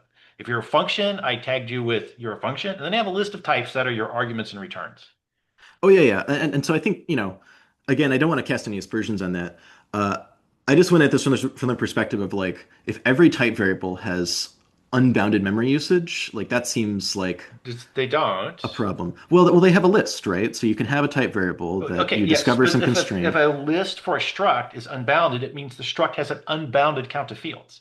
You Well, don't but I mean actually. like, like what I mean is like I was scared of having like, a vector in my type variable, like on a data structure compiler implementation perspective. Like, Why? What's this doesn't have a vector in my head as a global array. It has a length and an array body. yeah, but that's a lot of memory. That's two bits of information. I mean, I mean, currently my type variables are 8 bytes each, and my Yeah, AST nodes are like between 4 and 20 bytes. right. So like at a Okay, so certain point, it's like, so you have a type variable that you know turns into a struct. I'm declaring a struct as a type variable, but it sounds to me like, I give you a struct and the struct has age, rank, and serial number. Where do you put age, rank, and serial number? You have to put them in a structure somewhere. right. So the big thing, so one of the other things is this comes out of nominal typing. And so if you have Yeah. structural structs, you can't really do better than, or you can't really do differently. I probably shouldn't You say can better. do totally, There's I'm different doing duck trade-offs. typing right here, but I Well, can make it what I mean nominal is, on with, a type checker implementation perspective, if you have structural structs and you no, wanted to no, like do no, type inference over them, I don't think you heard. I can, on a case-by-case basis, turn structural into nominative or back and forth. That they are completely fluidly can be interleaved. Somebody's on the chat menu because we have things going on here because you and I are talking and we're sharing. So I didn't get to see the chat. It's usually, oh, got it right. Okay, fine. And then Levo can grill somebody on template. Oh, let's save the template grilling for a minute here because we're going to run out of time for what I'm doing, for what I want to do here. Um, yeah, so in the land of how big these things get, they're all completely shared. So there's only exactly one. And I have a struct with an unknown, God, I forgot where it's headed. Okay, I'm gonna back up here. make your point because you said something that triggered me, and I clearly have an answer. Oh, you could do nominative. Yeah, you can go back and forth. You can do nominative and structural. I don't do. I think it's hard to go back and No, forth. I it think is it's not. It's possible to go trivial. in one way. If you have No, structural, it's easy to express nominal, but if you only have nominal, then it's hard to express structural. I go both ways easily, and that's because I throw down an extra field. And the extra field is magically got the name of the nominative thing. And if you don't have the field, Yeah, yeah. you don't you need if you don't need it to unify, then you're doing duck typing. And if you need it to you have it, then you have to have it to unify, then you're structural or not, So sorry, nominative.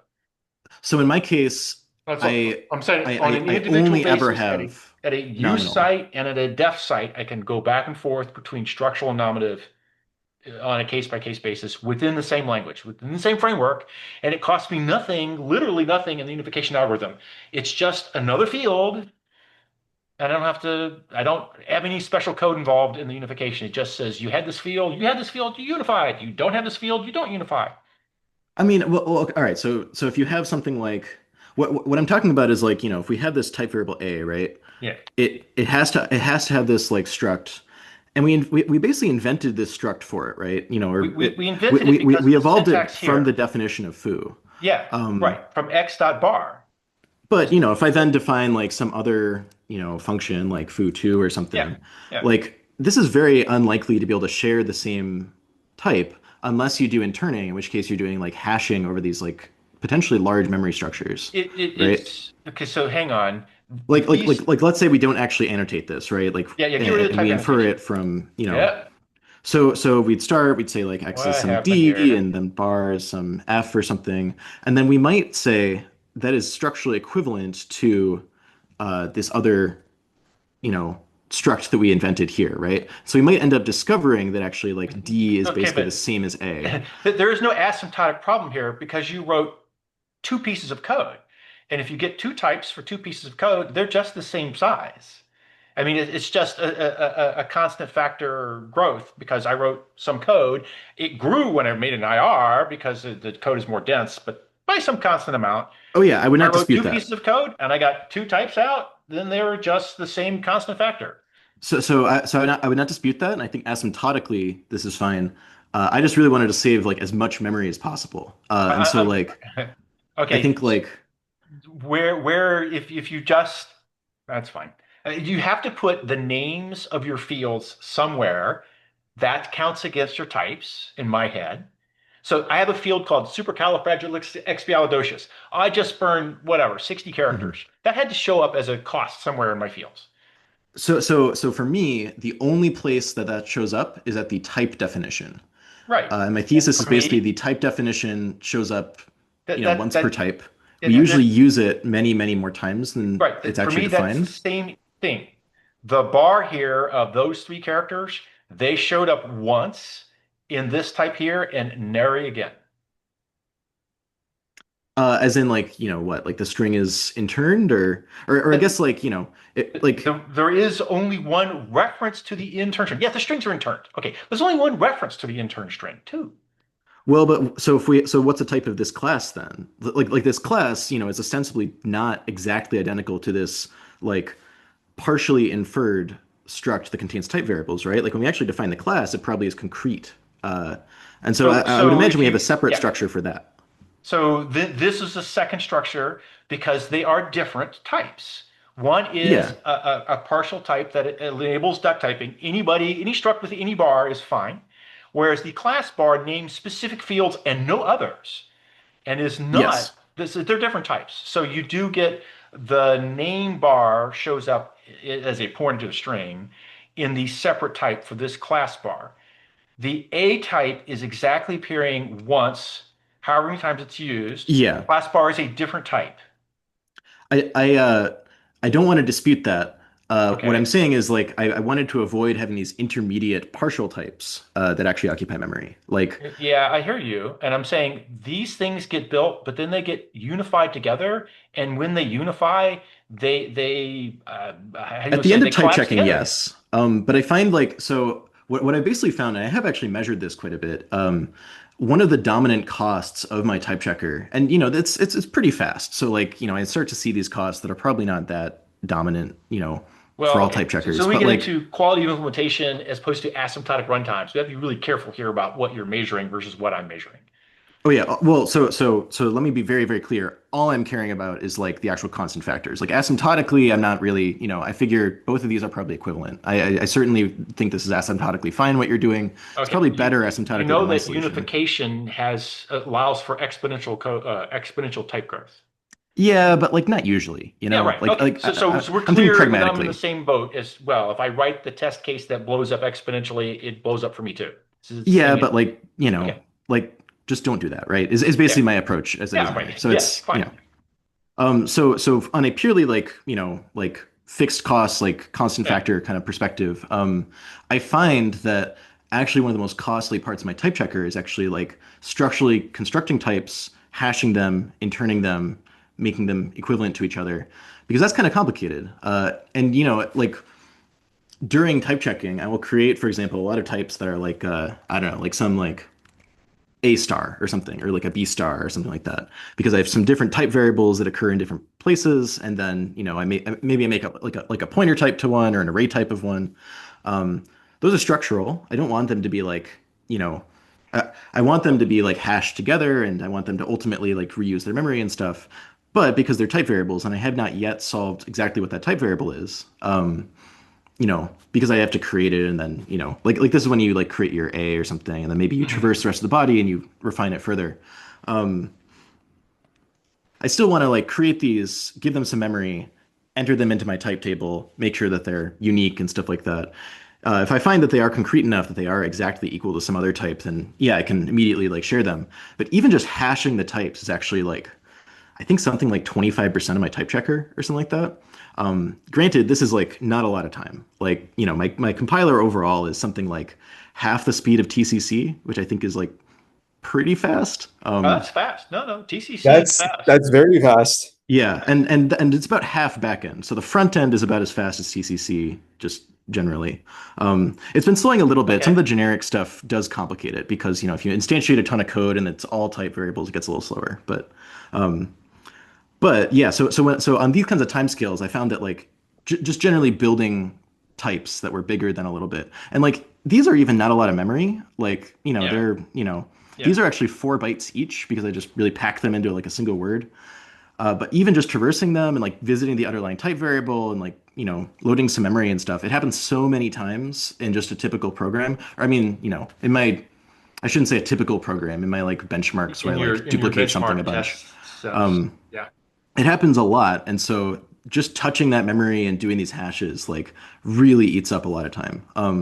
So that's sort of these are the sorts of things I like optimized around early on. And so like having the ability to say like if I create some type like a struct, it does need memory to hold all its fields and everything, and that's some Yeah. non-trivial information.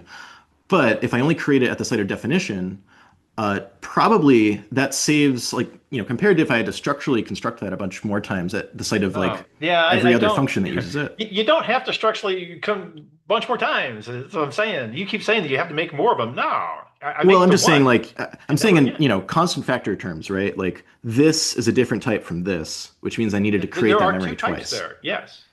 Well, so then the approach of my type checker is to say, let's not create any complex intermediate types, but encode those as scheduling constraints, and then Yeah, I we heard you. figure it And out. And so basically, like we do the jump in one fell swoop from like unbound type variable to exactly this, because somewhere in the data flow we had to feed like a concrete type in there somewhere.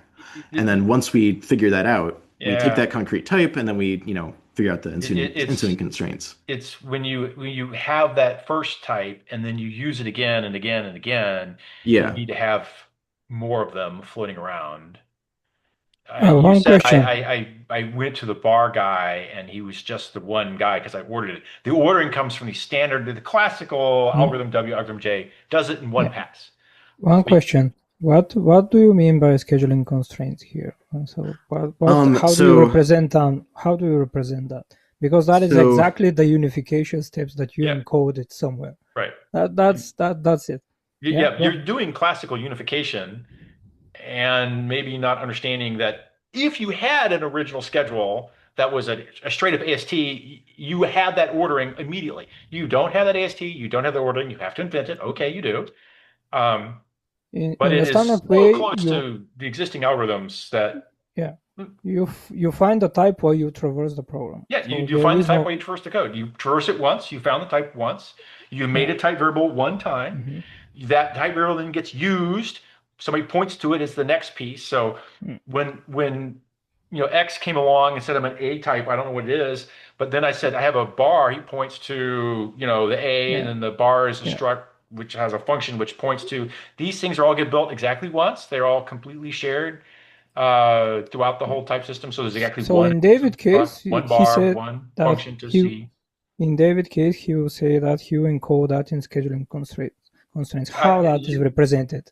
How is it represented? So what in I'll your say basically, I think maybe instead of saying like, it's creating more types or something, I think maybe it's more precise to say like, uh, Okay, the go the ahead. the Let's the take. simplifying assumption that I make with my type variables, which then Mhm. requires sort of some additional scheduling work, is that type variables can never have a Yeah. non-concrete bound. So So something like this, which is a bound of a type variable which contains other type variables Yeah, or is right. not totally Yeah, concrete on its own, yeah, yeah, right. basically strictly yeah, forbidden. For all of those cases where you would want something like that, I have to have some function that's in my compiler somewhere that like takes some existing type knowledge and then, programmatically in C++, looks at other things and figures it out. And so there is a like algorithmic aspect that then, applies these constraints to something sort of after the fact, or like once we know like what it is. so And are you counting without that against your without typing? Because yeah. that's typing.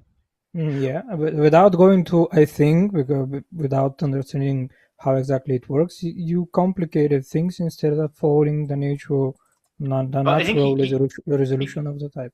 he doesn't have a language that has the clean AST. Like anytime you have forward references, Mm, some foo can call a Forward bar references can are call a fine. foo. yeah.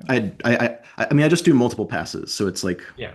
I mean, I Okay, guess, multiple. theoretically you could have Yeah. mutually So yeah. recursive Okay. functions or So something, here, but let's take for foo. Here, this has to be encoded as a scheduling constraint because you don't know what a is. How you will encode that? so basically the way that it works So is that let's remove let's that say here. so if I have this a Yeah. oh Get rid of it. I was just about to use that. Oh, Um, Oh, so if I have some a or something like okay. that, Mhm. uh, let's say we visit foo, someone, Yeah. or we You visit make the the definition body. of it. I mean, Okay. technically you don't do this at definition because I've, You monomorphized generics, but you don't have that type. There you is don't no have type that type here. either. Yeah, Yeah. that's what you're trying to discover. Yeah. Yeah. or actually like I would go ahead and do that. So I would also create some type variables for that. So like foo is some, let's say like You're going to unify in a minute. Just give it more different Yeah. names. Yeah. something like that. Um, That's the type so variables. Yeah. locally, Mm-hmm. basically the difference is that when I have this x and I call x dot bar, Mm-hmm. the scheduling constraint actually happens on a much finer grain than like definition order or something. When Mm-hmm. I call this x dot bar on my type checker, Mm-hmm. I don't actually do anything. What I say is like the node, or basically I have some constraint, and I use like this little squiggly arrow in my like debug output. This type variable is a Hey, precondition John. See you. for x.bar. And x.bar is, like the actual code itself, right? Like it's a link to that AST node. Um, and locally, we can't really figure out anything else because we haven't figured out anything about colon A A. We yet. haven't Yeah. actually, Yeah. like bar is not informed to A at all. And so we don't actually know anything about A. We don't know if it's connected to C. All we know Have to is, reparse x dot bar again then. At this point, so we don't, a we don't reparse it. It's still a this structural AST, Well, but you at it's, this have to point, rewalk the AST. yeah. Like the algorithm I'm talking about yes. walks the raw text, implicitly makes an AST, but doesn't need it, never really makes it, and implicitly builds the types in one pass, each type being built exactly once, exactly where it's needed. And when you Yeah, yeah, unwind the yeah. recursion, you get the full leaf type program. I'm familiar with this, and It's I got understand how you're type expressing lambda this. calculus kind of thing. I just think this is like, this is my alternative approach to that has Yeah. allowed me to keep my type variables smaller in memory. But I Yeah. don't make any claim that it is like Well, better or that the other or that this approach okay, doesn't so work. do you ever come up with a type variable that has multiple interior ports like Nope. uh my struct here with a bar field? This is a duck typing type. Do you allow duck typing? So I allowed duck typing, but basically the way that it works is that this ordering constraint essentially just gets deferred, and Yeah. then because type inference is global, or at least modulo global, um, this constraint flows out of the call to foo, and it reaches like the top level. And let's say we had some You baz call equals new foo bar or with something. different kinds of types, not just with Yeah. your capital bar class, but a capital Hmm. Baz class, which also has a bar field, but the two bars are just different things. One Yeah, and so in prints that quack and case, one prints meow. because the template is monomorphized, we have to copy it twice, Yes. which is a downer. There are ways to do like more runtime polymorphism. Like if you want to express, like for example, you can use sum types, and so a sum type would be a concrete type that you could have multiple subcases and Okay, distinguish between them at runtime or something. let me back up a second here. When you said you have to copy it twice, and it's a bummer, it's exactly what algorithm W does. Yeah. As soon as you have that call to foo with a capital bar object, he clones the basic type, and then he substitutes the bar field within it with one that says quack or whatever your one does. And when you make the next one, he substitutes the other bar field and it does whatever it does. So there is Yep. definitely code cloning goes on in these algorithms. That's where you get the exponential worst case, but in practice not. But it's the same code cloning. For the calls, I think I do the same amount of code cloning because I mean it's in my case it is like it's template semantics. Like we are totally fine having multiple copies of the same function for different Yeah, types, and yeah, you yeah. you have to do duplication. Like the AST gets duplicated, so that's That unavoidable. You're doing a little bit that is more than what algorithm W does because he will leave it polymorphic, but if you call it polymorphic with two yeah. different types, you had to clone. Yeah. Bingo. Whereas the monomorphic ones is something even more. You can always do reference counting instead of No, no, Well, they that's a can sharing. take That's a separate. They can accountability for take sharing. separate. It's not. Yeah. None of these things need reference counting in that sense. So I think cloning is by the nature. Sorry, so cloning is by the nature. What do you mean? What it means to be generic? So there has to be Yeah. cloning. So that's unavoidable. What is interesting is what would be the type of the foo as you discover it, because it is a so structural. The type here will be a little bit different. It's Yeah. not the because it's a problem for generic, the it doesn't really have instantiation. a type. Same way as It like a C++ has to. template. So bingo. It has It's to sort of have a some type. separate It third has to have thing, some type. right? Bingo. Not Yeah. necessarily. The call has to Well, resolve to a type, but the you function you itself doesn't have to, be a there specific is a type. type for it, and you maybe not have it explicitly in your face when you're done Yeah. because Yeah. your goal is to flatten it all out, You could say monomorphize. maybe the But type is something that expresses the like instantiation quality of it. Maybe like Okay. individual Okay. instantiations of foo have a type, and so So maybe you could express some sort of type level thing which says what like would be if you intend to export that in a library, foo has to have a type. It doesn't get to get the intermediary same. your Well, representation. it's a template like in C++, so you have to export the code. Doesn't get a type. You can't export a generic function purely as a symbol in my language, and that's just something I'm accepting. Same as C++. Oh, that has to have concrete type. It cannot be used like Yes. parameterized. So the type inference allows things to be temporarily generic, and it'll do a global-ish like module level type inference, but it won't allow you to have an actual runtime polymorphic function. I think this is a reasonable call, honestly, for like a systems language because No, runtime but polymorphism involves some allocation, I and think when you reach runtime, polymorphism is gone, long gone. It has to have its concrete form. I'm interested in the foo type. In the foo type here, if you have to use it like from a library or from something that has a polymorphism in it. you can flatten, right? Getting rid of the runtime polymorphism is an optimization, at least in my head. That is Yeah, a strategy that you want to do fine. to optimize, which is fine. Yeah, yeah, I think fine. well, and I think like if you're like module boundaries are in fact a place where this is like kind of a shame, right? Like it's not necessarily ideal to export like the source of like a function in your API, right? And this is a famous problem with C++, but you get some benefits too. You get really good performance.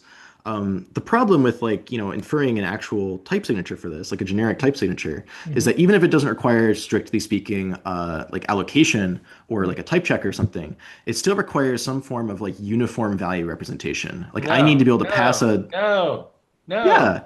No. Well, okay. This is That's the whole it, point of your templating inline. no. In the narrow case, we're passing this across like a module boundary where we do not know the other person. Let's say we just have a symbol we'd link against, right? Yeah, Like, So and okay. In the fine, I would argue that you have you can choose constraints to make it such that you have to choose that I had a uniform value representation. In the first thing that happens in any jitting process is you fucking inline, including the types, and if you you JIT, clone yeah. specialize so foo, No, and that yeah, goes yeah. away. If you so JIT, I would also agree with you, but this is a ahead of time uh, compiled I language, and I so, you know. I have a potential answer, which is kind of what I did in QuickSlang. I don't know if this 100% will align with what you need, but I have a separate concept of a gen value and a local. So like a local is going to be something that basically has data, whereas a gen value like could be like even like a string literal is a gen value, right? It doesn't have a like it's not an object, right? And so what I can have is a binding, and a binding is like okay, it takes a symbol, right? And then it also can be bound to like an object or a local, or you could just bind it to null. So like if I have a random free function, I express that as a gen value, which is a binding between that symbol and then just null, so it doesn't have an Mm. object associated If with I it. And sorry and for yeah, go ahead. Sorry for interrupt. Yeah, go ahead, and Ryan. and and you can pass gen values down as like function arguments or whatever you want, and then the type is like a is a is a binding that doesn't have an object attached to it. And then you can, that can just be like the name of the function without the arguments or whatever. And then you can just keep passing that until it gets initialized. So I'm missing how that implementation works. I'm not clear on what you're trying to describe here. David mentioned C++ templates a few times, and I think that should work like an expansion, like probably a macro. It's It's check, similar to macros, yeah. yeah, and I that's what is more akin to a macros because it's expanding on the call sites and then you type check. I think it is And at least a little bit it's like slightly nicer than, like maybe a true macro because it is still kind of typed all the way down. Like it's a macro that incorporates types in its Yeah, parameters. I think that is important. Like you're not passing in just like syntax values, you're passing in typed things. And if right. those typed things don't unify against some generic signature, like earlier with my example with like the maybe function, if you pass in something that's not a maybe, it just won't instantiate because that yeah, unification failed against some Yeah, you get generic type thing. error. Yeah. Yeah. But the actual body does get instantiated, and that instantiated body, like it gets cloned, and that participates in type checking in ways that can depend on the usage site. So Um, I claim that you should be able to type check that entire thing without the body cloning, except as needed by the normal unification algorithm. But when you end yes, up I with the agree. polymorphic types that you then want to further specialize or clone in order to drive the polymorphic types down to concrete types, and that's a very useful thing to do. So my motivation basically is I I understand the process by which you would go about type checking this with something like a row type struct or something with Yeah, some potential yeah, member, and that all works, and I have no doubt that it would, and I think it would actually simplify a lot of things because the signature now becomes like a lot more expressive, like yeah. the way foo is defined does not necessarily express that it has like a bar field or something, but once you So, actually go backwards and infer that, you can, do a better job of type checking calls up front without, traversing the body, right? And so that's all nice. But I want monomorphization anyway. So I'm going to be doing a lot of this copying work no matter what. I don't think you need to copy. Like I don't copy the body of my Well, like so For a AST template you when do. That's look at that's look at like my the whole point. example, I don't. Ryan. Look at my I example down here below the dashes. Foo is yeah, I just get generically reads a field out of a bar and calls it. right. And I have an implementation where I have two unrelated return types, a string and a float. And if you want to not have a generic value representation, you really need to clone the body of foo. Okay, so I'll like so when I'm generating different instantiations for like a template in my language, they're all referencing the same AST. They don't like it doesn't like like so instead of like copying the AST and doing modifications or substitutions, it's deferring like the interpretation of types until it's doing code gen. essentially. So it's saying, okay, there's a T here. It's going to do a local lookup, and it's going to do a lookup in a context, and then it's going to infer what that is I at the think that's point where it's basically in like an code yet. implementation detail. Like Right, but it's not if you have a copying simple enough if the you have a simple enough type system that you can just look that stuff up on the fly and type check as you go, then I Yeah. think that's viable. You might even be able to like hack that onto a more complicated type system. I mostly didn't want to deal with that complexity, and actually the memory occupied by type variables massively dwarfs the size of my AST anyway. So I I think don't actually copying the understand AST is not a big how deal. that goes because I'm pretty, careful tight with my IRs and my types are smaller by a fair amount. My AST is typically somewhere between like 4 and 16 bytes per node, like maybe Right, like right. 20, or it's a 4 byte header and a 4 byte anything Yeah, I do. else. I do SSA form all the way, no AST ever. But my Um, nodes, which would be Okay. roughly your ASTs, can be baked down to something around, 16 to 32 bytes, and that's what goes on in hotspot. For the last 20 years, here's a nice fast IRs. It's somewhere around there. It kind of depends on yeah. how yeah. how I don't many. But Type returning. variables are type variables are the big source of memory because they're very hard to whittle down smaller than 8 bytes, Okay. specifically because I have But you subtyping. have so many of Question. them. Question. I You have a must have too question. many of them Returning. because I don't get so many. At 8 bytes a pop, you'd have to have bajillions to Or care. well, for like totally generic code, because like everything is Yeah. inferred. Right, but even Okay. in Okay. everything is inferred, the like I said, the variables they all unify and fold up, and then they Do you have an disappear. exponential Go. number of beacons? We went. Let's back up for a genetics a little bit. The whole point of a foo is to reuse that in the code without knowing. So what would happen here in this case, or for David? Because you have to have the type for You, bar. you want me to What would go happen in? here? You don't want me to infer that type. That changes. Like my module 2 code doesn't work that, right? So the way that that works in my type system is that you know, we have like this constraint from earlier. So we know that type variable A needs to be solved before we can solve bar. Yeah. Yeah. Uh, really, actually, I should probably be a bit more specific. This is tied to another type variable. So let's say this is like tied to some type variable B. Like Yeah. these are basically inseparable. So the type variable is associated with a particular syntactic owner, Yeah. and then we can determine that like The is like a in subtype of like float 64 or something for like the Yeah. addition.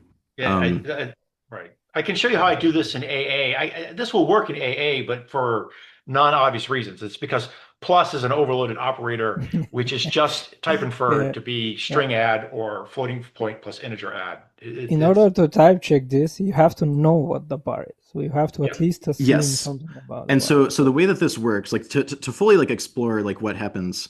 So Mhm. foo is not locally totally type checkable because it's Mhm. designed to be cloned to some extent, at least in a type That's checking fine. That's fine. perspective. Okay. So we take these two, so we have this bag of constraints though. And so what we do is basically when we call foo, we get this sort of set of constraints out, unless we are able to, there's some optimizations to try to reuse stuff if we can. Mhm. But then, if we go down here to like this foo with like this new queue or something, we called foo, we have these constraints, and then we Yeah. probably know that like new queue, or I guess let's just say Q is queue. defined right above you. You see what Q does. Well, yeah. So queue Mhm. is a subtype of A because we're passing it in. Mhm. And so we have that constraint, and with these constraints, we can solve, well, okay, well, A is equal to Q, so we Mhm. can like sub that in. We can go to x dot bar and say, well, Right. we actually know what This we is actually know like what you're calling bar on, doing right? unification.